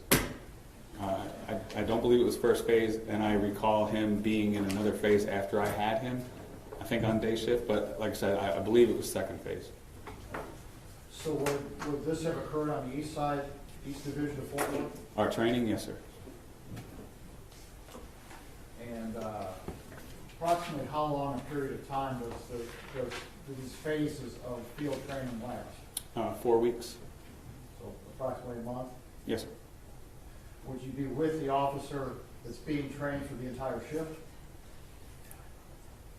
Yes, sir. Yeah, give or take, a few minutes here and there at the sector or something like that. But yeah, generally the whole shift we're together. Like on calls out, yes. And how did you find Aaron to be as a field trainee?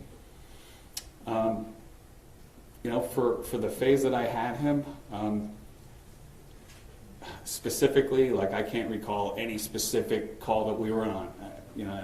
As you mentioned, I had countless rookies that I trained. So, but nothing ever stood out to me that there was any issue. If there were issues, they were documented. I do specifically recall him being willing to learn and wanting to learn. Sometimes you have, kids coming out of the academy that are 20-nothing years old, and they think they know everything. Aaron was very humble. He wasn't that way. Doing what we do, we generally have to have thick skin, so we kind of give each other a hard time a lot in a department, but especially with rookies. And he took all the, joking around very well in stride and didn't get his feelings hurt. He was very humble and a good sport throughout all of that. So I do recall that. Would it be a fair statement that you don't remember exactly all these calls that you went on with him, but certainly there were some you certainly had to counsel him and correct him on some of his methods, is that right? I'm sure. Yeah, absolutely. I don't recall specifically, but with what we do, you can't know everything. You can graduate the academy. I remember when I graduated the academy and my first shift out after field training, honestly, I thought, I have a gun and a car, like a police car. People are going to call me to their house, expect me to know what to do. It's very overwhelming. So there's no way you're going to learn everything and know everything. So there's going to be correction, first phase, second phase, third phase, goes phase, and you're going to continue to learn throughout your entire career. So yeah, there were probably things that I corrected him on, but I don't recall what they were. And I do remember that everything that I did speak with him about, that he was receptive. Did he seem to take in what you told him? Yes, sir. And did he seem to learn from the direction you gave him and adjust his methods accordingly? Yes. Yeah, he wanted to learn. He's a smart guy. So he's very analytical. Everything I told him, I do remember him being like, he was just trying to learn and, apply everything. So. And that's the whole purpose of field training, isn't it? Yes, sir. To take the academy graduate and continue to prepare them to be a functional Fort Worth police officer. Yes, sir. And he was receptive to the direction that you gave him, is that right? Yes. Did he ask questions? Yes. Did they seem to be appropriate questions? I don't recall. I mean, I know he asked questions because all rookies ask questions. But as I said, I perceived him to be very, into the nuts and bolts of things, so to speak. He would want to know why we do this, or not just, okay, this is the way we do it. Well, why do we do it this way, kind of thing. Did you from dealing with him, did you come to learn that he had previously worked as an engineer? I did know that. Okay. Did that seem to fit the way he approached the job? Yes.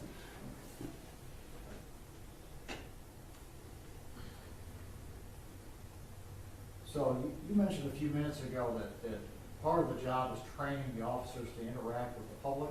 Yes, sir. Is interaction with the public a big part of being a police officer? Yes, sir. Probably the biggest. And that's what we do. And how did Aaron do with his interactions with the public? He did well. If there's anything that he could have been better at, it was that. Not that he did a bad job. Most people, whether it's policing, whatever it is that you're doing in life, they want to know that you are listening to them, that you care about them. And so everyone's built different. Not everybody's a people person. I didn't perceive Aaron to be a people person.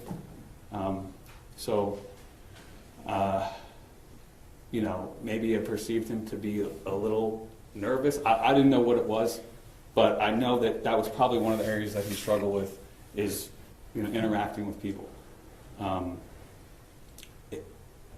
It was just the way, I believe it was just the way he's made. The engineer in there? Yes. Was he compassionate towards the needs of others? Absolutely. And at the end of the 30-day phase, are you called upon as a field training officer to either pass the person on to the next phase or make other recommendations? Yes, sir. Throughout the process, there's, I want to say there were weekly meetings with the supervisors. Hey, how are things this week? And we'll have a little meeting. They'll sign off. It's a weekly basis, and then at the end, I would recommend either they could repeat the phase, the entire phase, make recommendations from there, or recommend that they go on to the next phase. And over the course of your duties as a field training officer, were there trainees that you recommended repeat the phase that you were training them on? Yes. What did you do with Aaron? I recommended he go on to the next phase. Did he do so? Yes, sir. Have you and Aaron kept in touch since you were his field training officer? Yes, sir. In fact, have you kept in touch with him after the event that we're here about today? Yes, sir. Did you talk to him soon after? What was his demeanor at that time?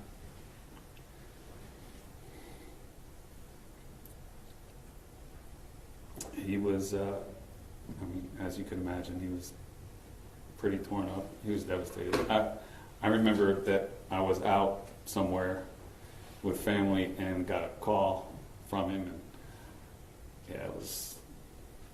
he was pretty devastated. Hasselwood. Cross-examination. Yes, just briefly.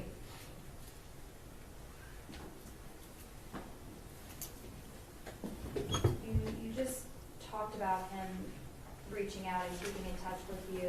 What did he tell you had happened about in this particular case? He didn't give specifics, and I didn't want to ask. He basically said, hey, I was involved in a shooting last night. I don't remember exactly what he said. I do recall not wanting to ask, just because I've been on scene and involved in certain things, and I never wanted to ask an officer, about that right off the bat. I just didn't feel comfortable doing that, and I didn't know how he would react to it, so I kind of just was there to listen to whatever he said. Okay, and over the last 3 years, have you guys talked about what happened? No, not in detail. I've asked him about the case, how things are going, things like that. I never initiated that kind of stuff with him because I figured he talked about it enough with his lawyers and family. Then whenever I would talk to him, it was kind of like a escape. We did lunch a few times, I think, and talked about meaningless things, sports and whatnot. Do you want to know? Do I want to know what? Do you want to know what happened? I have an idea of what happened, but I don't know the facts of everything of the case, no. Well, sure, because you weren't able to sit in here in the last few weeks, correct? No, I was not here. No, ma'am. And you haven't reviewed any evidence in the case, correct? Just what I saw on TV. Right, and what's on TV isn't evidence, but as far as what the actual evidence and the facts of this case, you haven't had the opportunity like the jury has, correct? You're correct, yes, ma'am. Right. And there's been various witnesses that have testified, and you haven't had the benefit of hearing them, correct? No, like you said, just what I saw on TV. Okay. And when you talked about the training, so overall, you have supervised him and watched him as a police officer for a total of about 4 weeks, is that right? Yes, ma'am. Okay. And then after that, he went on to be on the street as a patrol officer for another 18 months or so before this happened? Yes, ma'am. After the next phases of training, then he was cut loose to be, yes, an officer on the street. Never observed his conduct, interactions with folks after your 4 weeks with him, right? I believe that to be correct, yes, ma'am. And you said he's not a people person, that's just the way that he's made, right? That's the way I perceived him. Like I said, I was with him for a month. Not that long. Okay. Yes, ma'am. And when we talked about the academy, you certainly went to the academy, correct? Yes, ma'am. Right. And in the academy, there are different training scenarios that you go through in order to determine, just try to teach people what to do and what not to do, right? Yes. And a lot of times those training scenarios that are in the academy are based off real life cases. And Yes, you know ma'am. that, right? Yes. And to be fair, typically it's when things went really bad or wrong, right? In the academy, most of the scenarios are set up that way, yes. Sure. Something happened and it went south, and how do we avoid that from happening again, right? Yes, ma'am. Because in a controlled environment, that's the opportunity that we have. We're outside of the streets. We have all these field training officers, all these training supervisors. Let's do it the right way so that this thing never happens again, correct? Yes, that's the goal. That's the goal, right? Is to avoid anybody getting harmed, and that's both officers and the public, correct? Yes, ma'am. Absolutely. And are you aware that this particular scenario that occurred on October the 12th of 2019 is now utilized in the Fort Worth Police Department Academy to train against this not ever happening again? I was not aware of that, no. I'm going to pass the leash on. Redirect. In the academy, during training, what are you taught to do if someone points a firearm at you? Well, I perceive that to be a deadly threat, And how do you react to a deadly threat? to eliminate the threat. Pass the witness. Ms. Diener, Nothing further, Your Honor. may Detective Dugan be excused subject to any potential recall? And no objection from the state. You may. Thank you, sir. Thank you, sir.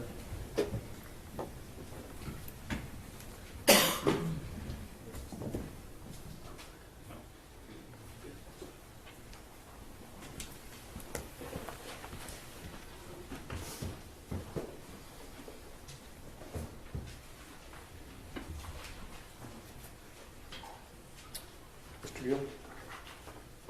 Donna Dean. Donna Dean.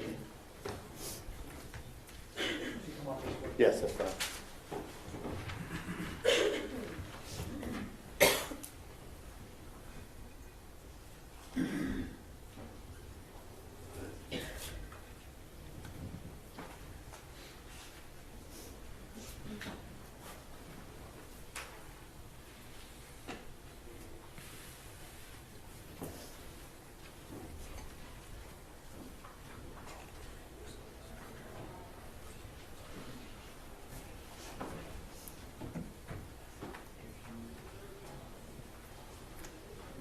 Would you raise your right hand? You solemnly swear or affirm testimony given this cause to be the truth, whole truth, and nothing but the truth, self to God. Have a seat, please, ma'am. Mr. Gill? Good afternoon. Good afternoon. Would you tell the jury your name, please? I'm Donna Dean. Donna, are you Aaron's mother? Yes, I am. And would you tell the jury what your immediate family consists of, please? My husband and I have been married for 46 years, and we have 6 children.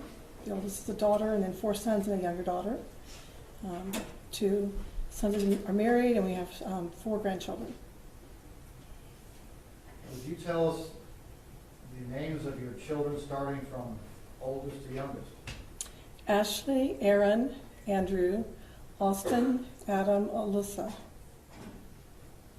And are several of the kids here today? Yes, they are. And could you tell us your husband's name? Larry. Is he here today also? He is, yes. And have you all been present here for most of the trial? Yes, we have been here for all of it. So all the kids' names begin with A? Yes, sir. That probably didn't happen by accident, did it? No, the first 2 were kind of like, we like those names, and then after that, we just said, hey, this is the pattern, we'll just keep it up. Have they ever been referred to as the A team? 6 A's usually, that's what they're referred to. So where is Aaron in the chronology of children? He's the second born. So he has an older sister, Ashley, and then it was Aaron. Is that correct? Yes, sir. So how old is Aaron today? Aaron is 38. And was Aaron and the rest of your kids, were they all raised here in the Dallas-Fort Worth area? Yes, yes. Primarily where? In Arlington. Was Aaron born in Arlington? Yes. pretty much lived in Arlington his entire life? Yes. Where did the kids go to school? We homeschooled our children all the way through high school. So you were the school mom for 6 kids? Yes, sir. So were you a stay-at-home mom then? Yes. I was formerly a nurse, but I stayed home with my children once they were born. Was that about the time the kids started getting to school age, you decided to stay home? Yeah, a little bit earlier, but yeah. Okay. So what kind of work did Larry do? For a number of years, he was self-employed with a computer business. His primary clients are small businesses. He's their IT person.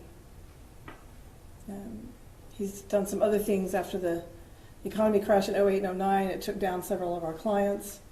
And he did some private security work, and he still maintains some clients he's had for years. So he's mostly retired, but still has a few good clients he takes Yes. care of? Mm-hmm.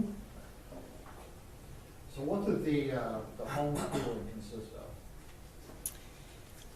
With homeschooling here in Texas, the parents are responsible for everything from curriculum selection, planning, how to implement the curriculum, daily scheduling, evaluating students, and bringing them to completion, or if somebody wants to enter their children into a classroom.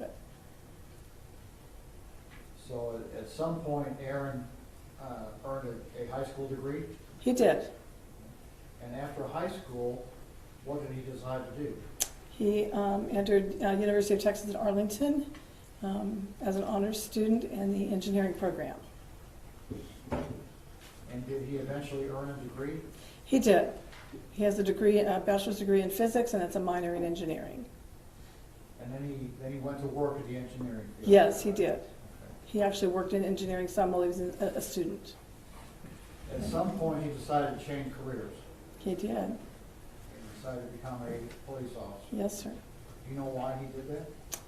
He told us he wanted to do it because he wanted to make a difference in people's lives and to help people.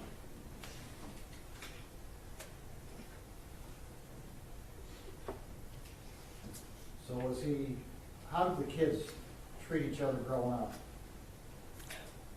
Really, they all got along pretty well. There's some normal sibling rivalry, but there was a lot of love and compassion.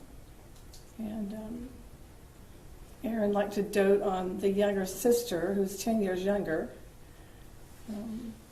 When she was about 2 or so, he liked to put her down for her afternoon nap, and he'd go, see, if I'd put her down, I'd let her pick 1 or 2 of her stuffed animals or something, but Aaron would let her pick a whole selection of them and bring them to bed. So what's that younger sister's name? Alyssa. And she's here with us? Yes, she is. Right? So, what kind of guy is Aaron? He's smart. He's a hard worker. He definitely wants to help people, and he's very faithful in carrying out his responsibilities. He's very industrious, often, and has a lot of ingenuity.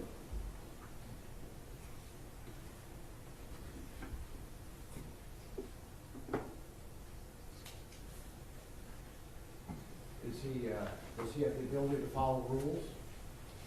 Yes, sir. He was a good rule follower. Has he been doing that his entire life? Yes, I mean, it's, children have to be corrected, but Aaron didn't break rules or anything as a young person or a teenager. How does he deal with other people? How is he around other folks? He enjoys talking to people. He has a lot of wide-ranging interests. So oftentimes he has conversations with people from all walks of life. He's heard testimony about he's a musician, he loves history, he's well-read on a variety of topics, including many literature topics, classic literature. So he can converse on many topics and enjoys that, with talking with people and doing projects with people, helping. How does he help other people? Over the years, when he was younger, when he was high school or college, I think it was maybe in college, he was, several times he would house sit for some friends when they were gone, different friends, varying friends. And he had some interesting experiences. He grew up, we had a cat, and then some of these friends had cats and dogs and fish and chickens, and he did yard work typically. One friend was a widow lady and needed a lot of help around her place. She had a place with a, not acreage, but a very large yard, and it needed some work, and Aaron would often go over and help do the yard work or make repairs. When he was growing up, did he have any particular hobbies? Yes. He loved to build with any kind of the construction toys that kids play with, Legos. We did a lot of Legos and Connects. A lot of kids like to build their Lego model, as it pictures, and then they set it on a shelf, and that's great. They've got a great display. Aaron's idea was you'd build it, and he looks at it and say, "I wonder what happens if," And then he always loved airplanes, aircraft, and one day as he was getting into probably, I'm going to guess about the 9th grade when he did geometry, 8th or 9th grade, and couldn't figure out where he was, and I looked and he was in the garage, and he had this big, a lot of paper out there, and he was out there measuring and everything, and he said, "I just figured out how to make the angles on the airplane, on the wings, correct, and now I know how to make these wings right." So, yeah. Did he enjoy woodworking? Yes, he did. He started that. The first thing I remember he did was, he was probably about 12. I'm not really certain. It's just very simple. He took 2 almost like sticks of wood, but kind of cut them some and notched them, and then put them together to form a cross. And on it he wrote, "Jesus loves you." And he gave it to me, and I still have it on my dresser at home. Did you tell me about a couple of things he did for other folks while he was in high school and college? Yes. When he was in college especially, because he lived at home, but he was obviously on the campus most of the time, most of the days. And a lot of times he would eat at fast food places or whatever, and on several occasions he encountered people who were in need or were homeless, and he would help them. The first incident that I remember, I think it was in his freshman year of college, and they start school in August, where it's very hot here. And he was at a fast food place up in by UTA. I'm not object, Your Honor. Can I take this witness on board, Honor? Yes. Ma'am, how do you know about what happened at UTA? Did the defendant tell you? He told me. I'm going to object, Your Honor, to hearsay. Sustained. Were there occasions where you observed him helping other folks? Certainly there were.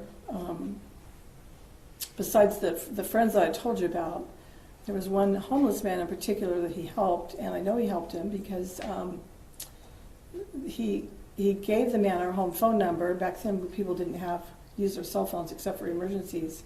And one day I got a phone call, and it was from the city jail, and wanted to know if I would take a call from, I don't remember what his name was now. It's been 20 years ago. But it was the same person that Aaron had encountered, and this man was going to be released, and he needed some help. He didn't know where to go, and anyway, various things happened. We had contact with him off and on, and ended up suggesting that Aaron put him in contact with the Union Gospel Mission here in Fort Worth for some ongoing help. So is that typical of the kind of things that... Yes. And one time, too, another time when I was present, our church had a game night on a Friday evening, and we had food and everything, and we cleaned up, and a car pulls up with a man and woman and I think 2 children, I don't remember, and they said that they were needing food and money, and Aaron immediately began getting the food that we had just packed up, getting food out to help them and that kind of thing. So. If the jury were to see fit to give Aaron a probated sentence, would Aaron be able to follow the rules that Judge Gallagher gives him, no matter what they are? Absolutely. He's been He's had to follow bond rules for the last 3 years, which I think there's a fair amount of similarity. I noticed that one of the conditions is they have to have employment. And when Aaron, well, obviously he lost his job for the police department, and he needed to try to find work. And he's began working for a friend who had a business cleaning vent hoods on restaurants, but this was just before COVID. When COVID hit, all the restaurants closed down, so he hadn't had a job. And throughout that time with COVID, there was some dead time in there when nobody could work because businesses were all closed. But then he would begin to apply, see a lot of agencies, I'll call them, I don't know, people who help placement services.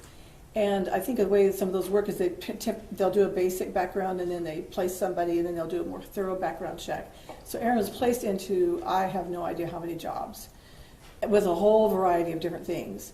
And then when the full background check would come and they realized he was under indictment, they would say, we can't keep you working here. And I know at least one of them, the supervisor particularly said, I'm going to really try to, I really want you to work here. You're a great worker and we really need you. But his company wouldn't let him stay on. So I'm confident that he would find work to do that and follow the rules. Well, he's managed to keep busy, hasn't he? He has. He's in the process of, he's got some Suburban that's got some engine work that needs to be done, and he's got some projects going on at my house and a couple of other family members' houses with some repairs and upgrades and so on, in addition to the work he's been doing. Cross-examination. Ma'am, Yes, sir. is there a much worse pain for a mother to feel than to outlive one of her children? I don't know, because I've not outlived one of my children. But can you imagine? Obviously, what happened in this situation was a very tragic thing. No, ma'am. But isn't that one of the greatest pains that a mother can feel, is to outlive one of her children? Certainly. And how many brothers and sisters does the defendant have? He has 2 sisters and 3 brothers. 2 sisters and 3 brothers. And ever since October 2019, those 2 sisters and those 3 brothers have been able to hug the defendant whenever they wanted. Isn't that correct? Correct. And you've been able to hug the defendant whenever you wanted. Isn't that correct? Correct. And his father's been able to hug the defendant whenever he wanted. Isn't that correct? Correct. And you know, you've been sitting here for 2 weeks, right? Yes, sir. And you know that there's a lot of people here who, after October 12, 2019, had a very important person in their life that they'll never be able to talk to again. Isn't that correct? Correct. We'll pass the witness. Read the record. Ms. Dean, you were here yesterday in the courthouse, is that right? Yes, sir. And you were here when the jury reached its verdict? Yes, sir. And then we recessed for the evening? Mm-hmm. And then did you walk from the courthouse to a car that was parked somewhere downtown? I'm going to object, Your Honor, to this line of questioning that we approach. No, I'm gonna let him go. Yes, my husband went to pick up the car and picked me up. Okay. Did he pick you up down here next to the courthouse? Yes. Were there other members of the family present? Yes. And was there an incident that occurred out by the street? There were a lot of people yelling Yelling at who? yelling at my family. What kind of things were they yelling at you? I'm going to object, Your Honor, to hearsay. Sustained. Were the things they were yelling at you true? No. Were they accusations? Yes. What were they? I'm going to object, Your Honor, again to hearsay. Sustained. Judge, we're not offering it because it's true, we're offering it because it was said. Then I would object to relevance. Understand. Objection sustained. Was it a tense situation? Yes. Were those people being kind to you? No. Did you feel safe? only because there were a lot of sheriff's deputies around. Was it a very bad situation? Yes, Are you concerned about it going forward? yes.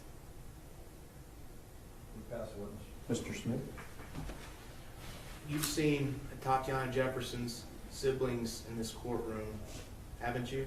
Yes, It wasn't the Tatiana siblings, these people outside yelling at you, was it? I don't really know who it was. Are you saying it was them? In the There were a second row? lot of people out there hollering. I have no idea who those people were. So you think it could have been them yelling at you? And Judge, I don't for know. the record, we're not saying it was. We understand. Pass the witness. Mr. Gill? Nothing further, Judge. May Ms. Dean be excused subject to any potential recall. She may. No objection from the state. Thank you, ma'am.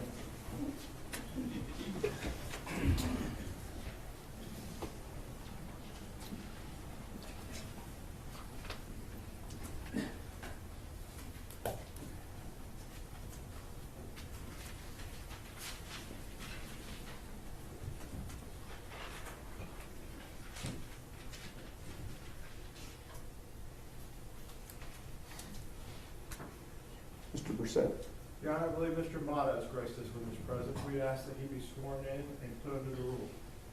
Is there a Mr. Mata in the courtroom?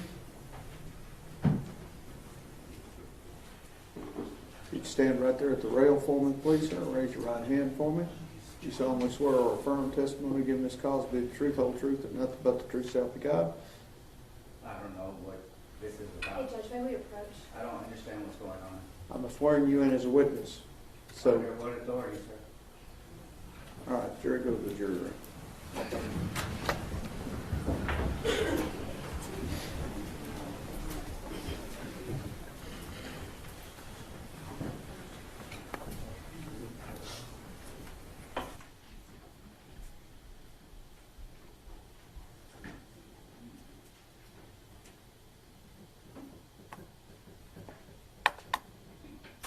Everyone may be seated. Mr. Mata?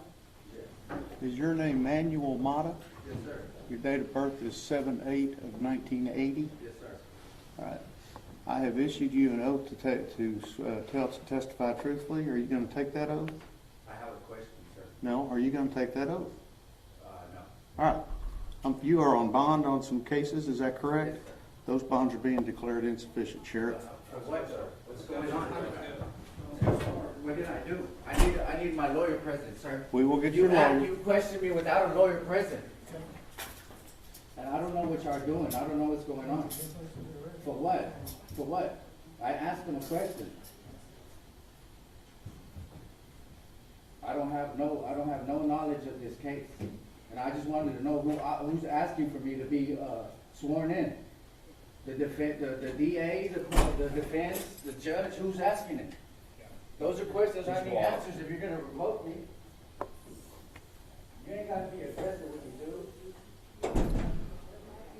Let me see the lawyers. Yeah, we can't. It's gotta be off.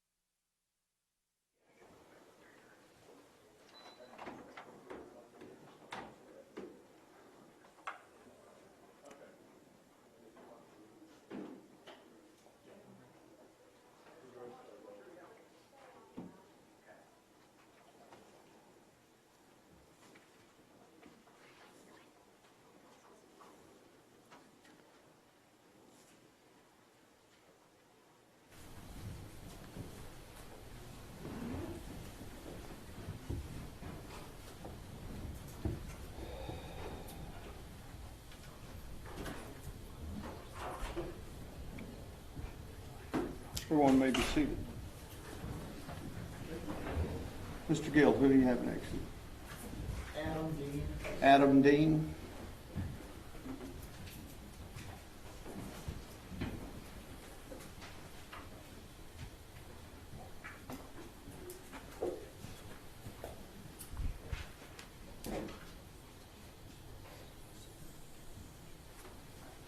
Solemnly swear or affirm testimony given this cause to be the truth, whole truth, and nothing but the truth, so help you God. Yes, sir. Thank you, sir. Have a seat. Mr. Gill. Hey, Adam, how old of a man are you? I am 30 years old. You have a family? Yes, sir, I do. What does your family consist of? I have a wife, and I have 2 born children and 1 more on the way. What kind of work do you do? Currently, I am employed as a recruiter or a headhunter. I got into that recently, and I'm excited about it. Okay, so what does a recruiter or headhunter do? Basically, we are interested primarily in getting 2 parties to speak to each other. We go out and we find individuals we consider candidates, people with a marketable skill set, and we go and look for companies that would be interested in that background and skill set, and we are primarily interested in getting them to sit down and talk and see if it's a good match for both parties. Do you like that line of work? Yes, sir. I'm enjoying it very much. Are you related to Aaron over here to my right? Yes, sir, I am. He is my older brother. Okay. Approximately how many years apart are the 2 of you? There's about 8 between us. So you grew up in the same house? Yes, sir, that is correct. Despite the 8-year age difference, were you pretty close? Yes, sir, we were very close. Obviously, when I was younger, I don't remember some of the things. I do remember that he would help us with a variety of projects. I actually remember, as odd as it sounds, taking a bath with him at one point somewhere in my very early childhood. What kind of projects would he help you with? Well, as you've heard already, he was quite the engineer, quite the mechanic, and he constructed a number of Lego and K'NEX and other kinds of objects, and he enjoyed doing that, enjoyed being with his family doing that, and he would help me and my siblings with those kinds of things as well. Was he a fun brother to grow up with? He was. We had a number of adventures together, a number of enjoyable activities, as well as the occasional headbutting. As the 2 of you have grown older, what kind of man has Aaron grown into?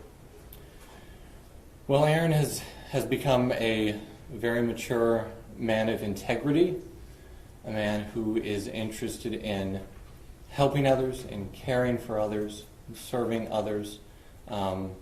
I would say a man who cares about honor and wanting to do the right thing.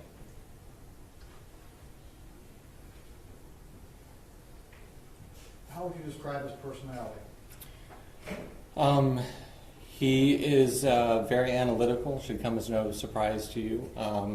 He has both a serious and a light, fun side. We make fun of him a little bit for being a little too self-serious occasionally, but he has plenty of humor. He can speak to people. He's very interested in a number of different areas. We've already heard some of those kinds of things. He enjoys learning about those things. He's self-taught in many of the areas you have heard described. You described that you have a couple of kids, a couple of born kids. Yes, sir. I have a 3-year-old daughter and a 1-year-old son. Do they know Aaron? Yes, they do, very well. Recently, I got into weightlifting, and again, as the engineer, I knew that Aaron was the one who I would call to help me build a weight rack in my bedroom. And during his time there, he began to interact with, especially at that time, my son had not been born yet, and he interacted with my daughter, and she is very particular about who she likes, who she lets hold her or talk to her. And just after a couple of weeks of being there and engaging in that, she began to ask when Uncle Aaron would come next, when the next time she could see him was. Are you familiar with his work with the children's choir? Yes, sir, I am. Describe that to the jury, please. So, as you have heard, of course, he grew up in that program, in the high school program. You heard, of course, earlier from Mrs. Armstrong, and he led the children's choir that they did occasionally when Mr. Armstrong needed him to. He was very good at providing direction for those kinds of things, helping the younger ones learn and grow and be able to engage in the activities they need to. How does Aaron approach tasks when he has something he has to get done? Well, I would say he is very interested in figuring out what he's got in front of him. He wants to make a plan. He wants to understand the nature of the thing. He will often set about making drawings or spending a good amount of time planning, calculating, trying to figure out the best way to go about that. And then he throws himself wholeheartedly into it. If he needs to learn something, if he doesn't know, he will go and find someone or find a source that he can learn from to understand what it is that he needs to do and continue forward with it. You've known him throughout his adulthood. Has he ever been convicted of any type of criminal offense? No, sir. Is he a hard-working guy? Very much so. Is he a creative guy? Very much so, yes, sir. There are numerous occasions. In fact, this weightlifting rack that I've spoken of, we put our heads together to determine how we wanted to go about that, and we actually bought one off of Amazon and deconstructed it, modified it for its use in my bedroom with a less amount of space than you would traditionally use. Aaron was the one who took care of all of that, figured it all out. If he were to be placed on probation, do you have an opinion as to whether or not he'd be able to follow any rules that Judge Gallagher would set out for him? Absolutely. I have no doubt that there would be no difficulty whatsoever in following those. He has followed faithfully the bond rules that have been set for him. Throughout my time knowing him in interactions with other organizations, hierarchies where there are rules, Aaron is not the one who goes and skirts around the rules or figures out how he can get what he wants to do, thinking that he's above them or going to go do his own thing regardless. We'll pass the witness. Cross-examination. No questions, Your Honor. May Mr. Dean be excused subject to any potential recall. You may. No objection from the state. Thank you, sir.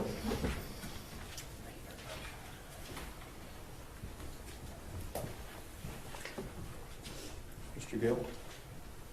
Alyssa Dean. Alyssa Dean.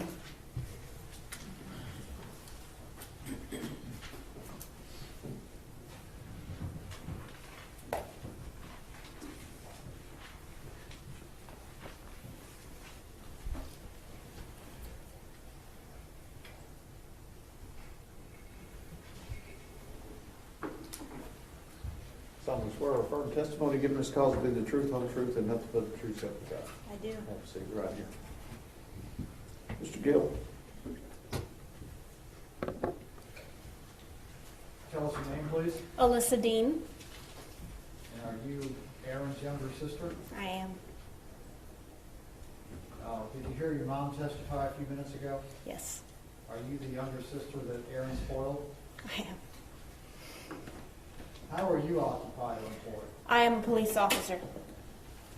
Are you a police officer for one of the departments here in the Metroplex? Yes, I work here in DFW. And like the rest of the family, were you raised here in the Arlington area, I was. homeschooled? Yes. How much younger than Aaron are you? 10 years. But despite that, did you have a close relationship growing up? Yes. So my mom's already told you the story about him being willing to get me whatever stuffed animal I wanted when I napped, which she said I was 2, but that continued further into my childhood than that. I remember, because I can remember it, I remember being upset that I had to go take a nap while the rest of my siblings got to play, and so to console me, Aaron would bring me, again, whatever stuffed animal, however many I wanted for my nap time. I also remember in the summer we would go see my grandparents who lived in Reno every year. And they had property and they had horses, and Aaron would take me horseback riding every year when we were out there. So you had pretty good memories growing up. Yes. How long have you been a police officer? 7 years. So, were you actually a police officer before Aaron Yes. became a police officer? Yes.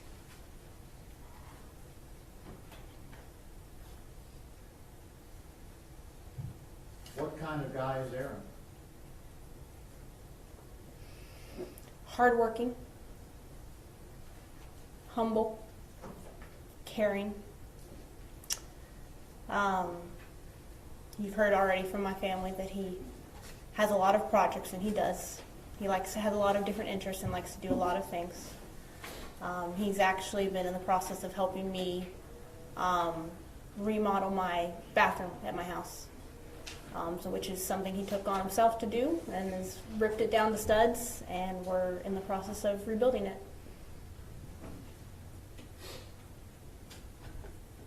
You said and gave us an example of how he's hard working. You said he was humble also. Describe that to us. I remember conversations when Aaron was going through the academy. Of course, I had already been through my academy by that time. I was an officer. And awareness that he was tackling a new field. It was very different from what he had done before, and that he did not know everything, and he knew he didn't know everything, and he was eager to learn every day. He was eager to get in there and learn what it was about.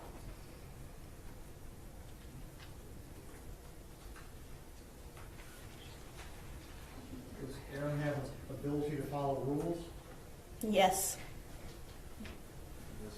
Does he follow society's rules? absolutely. As a component of the criminal justice system, do you feel like he'd be able to follow rules that Judge Gallagher gives to him? Absolutely. My family's already referred that he's, of course, followed his bond conditions for the last 3 years. But he would have no desire not to. I mean, he lives his life according to those rules anyway. That wouldn't be an issue for him. You understand that while you may continue to be a police officer, that Aaron is done being a police officer? I do.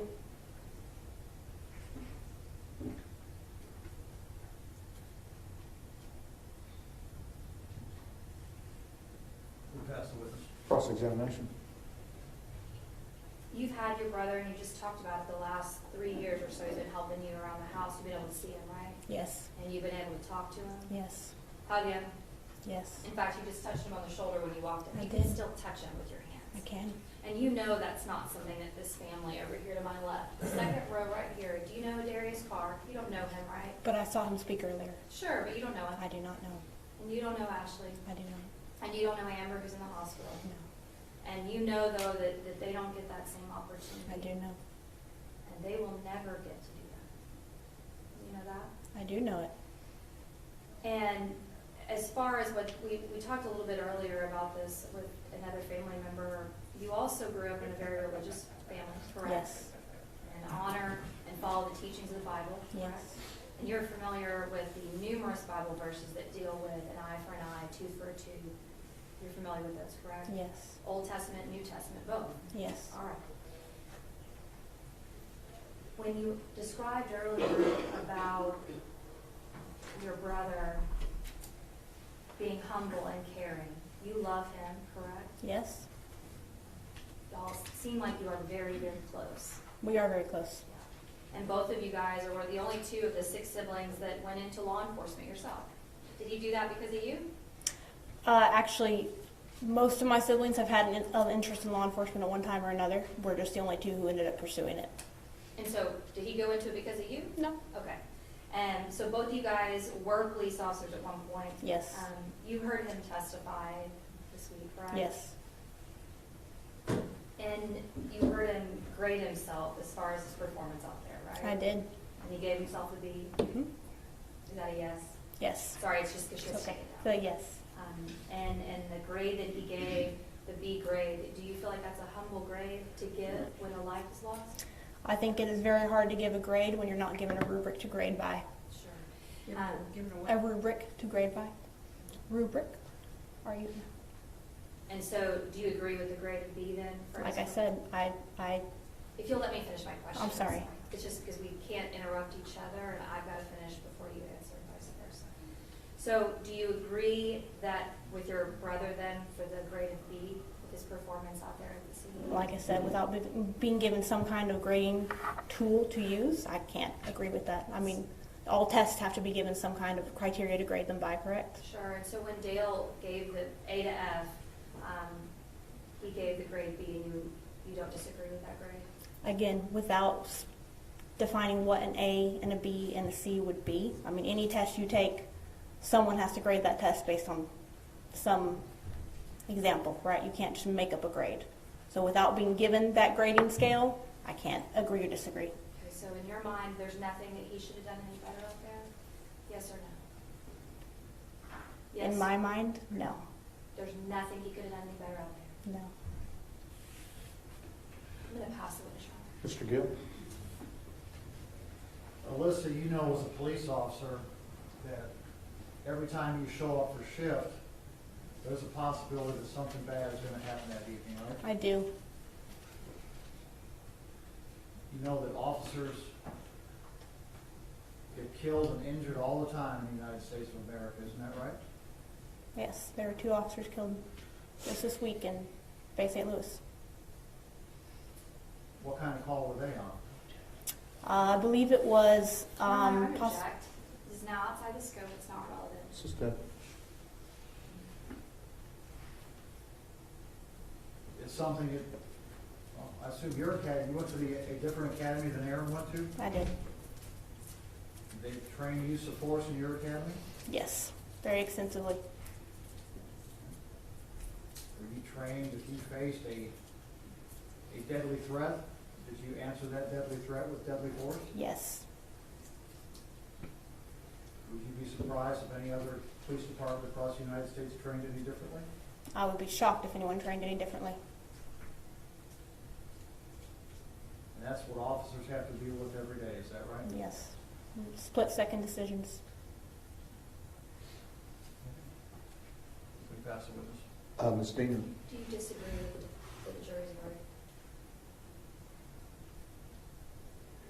Yes or no? You either agree with it or you don't. You asked if I disagree?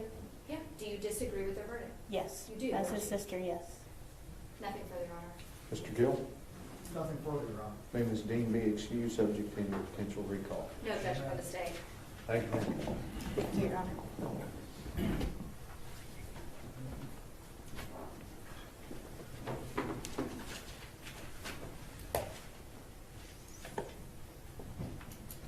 Mr. Gill?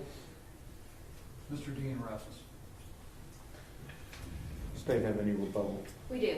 Who do you have? Ashley Carr. Ashley Carr.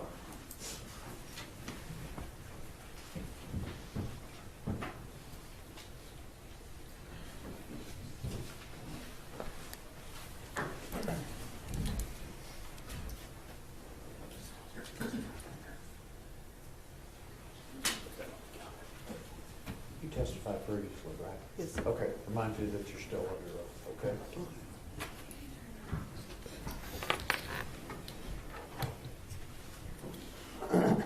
Ms. Diener? And permission to post, I believe it's already been admitted, Stacy's at 91. Yes, ma'am. All right. Ashley, you're the same Ashley Carr that testified during the guilt innocence phase, is that right? Correct. Now here to testify in the punishment phase, correct? Correct. Okay. So I want to talk to you just a little bit about the relationship of this young man and a Tatiana that we see in Stacy's at 91, okay? Mm-hmm. All right. Tell me, I know now, and maybe you've always been, are you kind of like a second mom to Zion?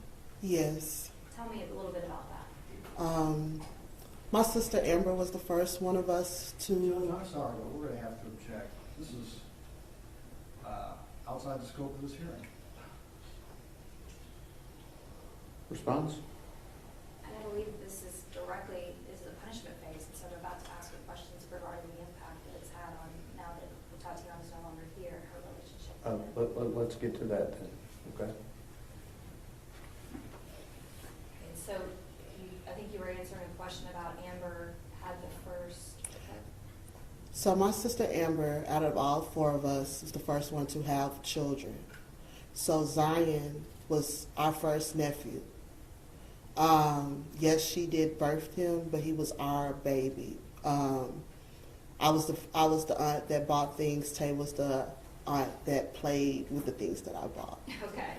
And so was it Tatiana, was she like a second mom to him? Yes, as well. So he really had 3 moms. Okay. Mm-hmm.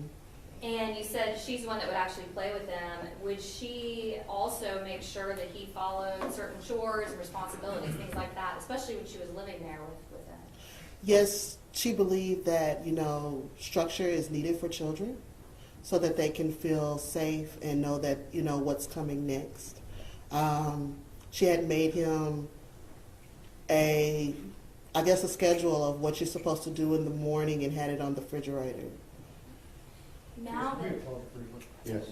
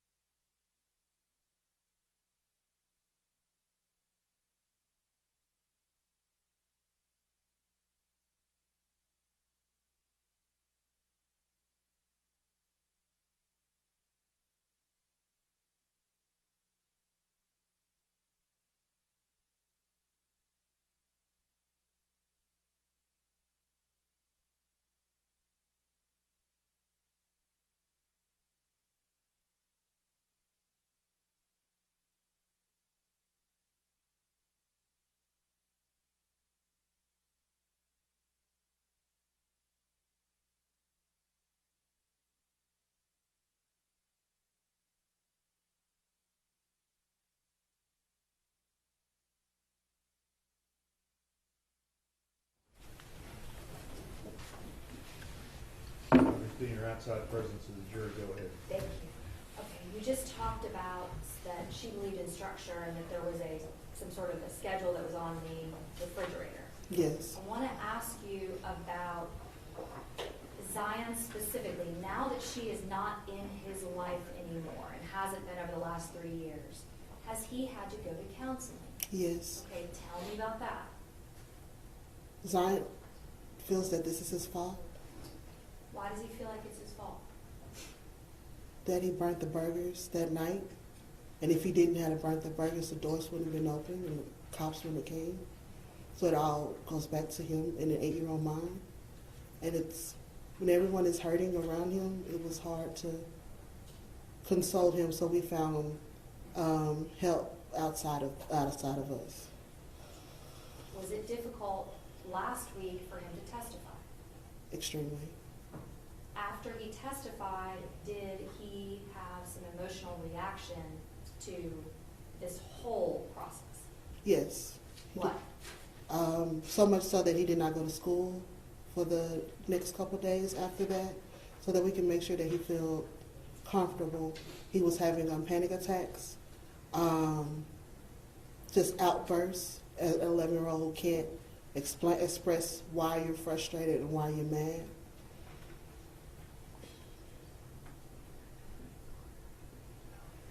Judge, that was it. That's the only remaining questions that I had to ask her. Any questions? I don't have any questions. Do you have objections? No. Well, actually, let me be clear. The only other questions I did intend to ask her is if she or her brother were a part of yelling at any of his family member yesterday afternoon.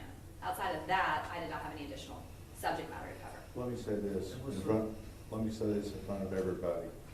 The way both of these families have behaved in this courtroom, I have no doubt that the Carr family was not involved in any of that. And I have appreciated their demeanor just as I've appreciated the demeanor of the Dean family. I thank both families throughout this trial. So that's not necessary, in my opinion, Ms. Diener. Mr. Gill. However, Judge, if the state wants to ask those questions, we are not going to object to that because we do not believe that they were any part of that either. I think that The person we just took in, went through the holdover door a few minutes ago. that's my understanding also, is the person who was involved. All right. But we do have an objection to the way that this victim impact evidence has taken a turn away from the impact of the death of Tatiana Jefferson to impact of court proceedings. I don't believe that there's any relevance to how someone feels after court proceedings. I don't believe it's valid victim impact testimony. I've got a couple of concerns based upon her testimony thus far when she stated that Zion said it's his fault because he burned the hamburger. We're getting into hearsay. That's my first thing. That was going to be my next one. I was just going to ask, may I be permitted to ask him if he's sad? That's an objection calling for hearsay. His demeanor? Oh, his demeanor, you can ask him that, yeah. But you can't go into statements that other people have said outside of court. So that's where I'm coming from. Any other objections? No, sir. Okay. I'm going to allow you to ask her generally about Zion. Has he had problems as a result of this? Has he sought counseling? Did that counseling have to either increase or intensify as a result of the trial? I want to keep it real general. Okay? Mr. Smith. What about missing school? I'll let you ask that. Missing school because of the incident and the trial? Correct. You may have an objection if you choose, running objection to that. Okay? Yes, sir. Okay. So you understand where we're coming from? Mm-hmm. All right. Both sides ready for the jury? State's ready. Yes. All right.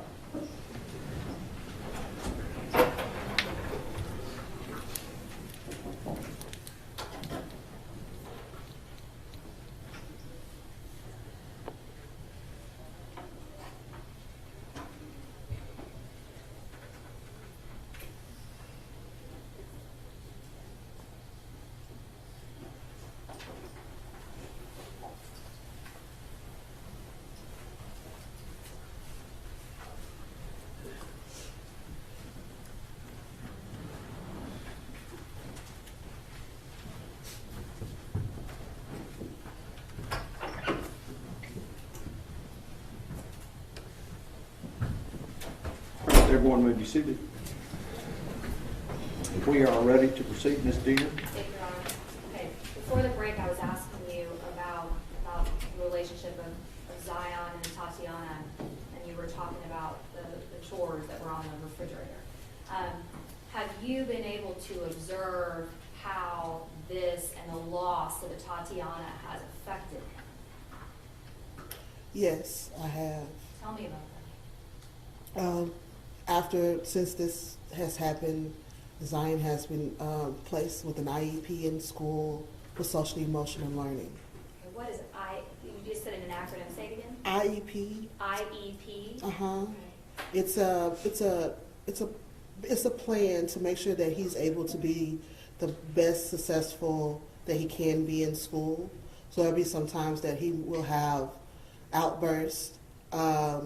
Emotions will come from nowhere, and he's in the middle of class, things like that. And in the plan, we've given him a space where he can just be by himself, to breathe through it, to also have a buddy at the school, but it's not a student, it's an adult buddy, that he can feel confident in talking to them, and them helping him talk through the stress at that moment. Has he had to go through counseling after Tatiana died? Yes. Tell me about that.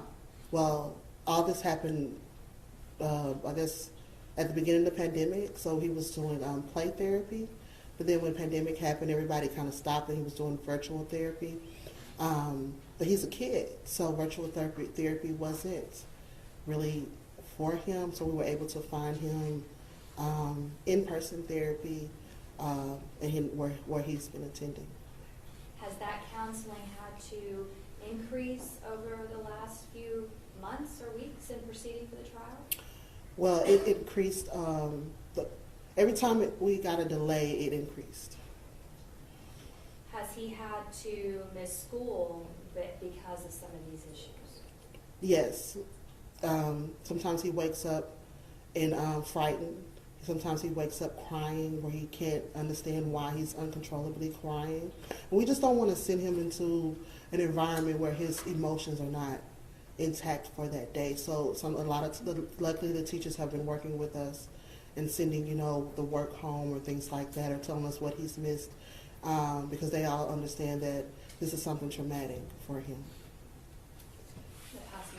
Cross-examination. No question, Judge. May Ms. Carr be excused again, subject to potential recall. You may. Thank you, ma'am. Thank you.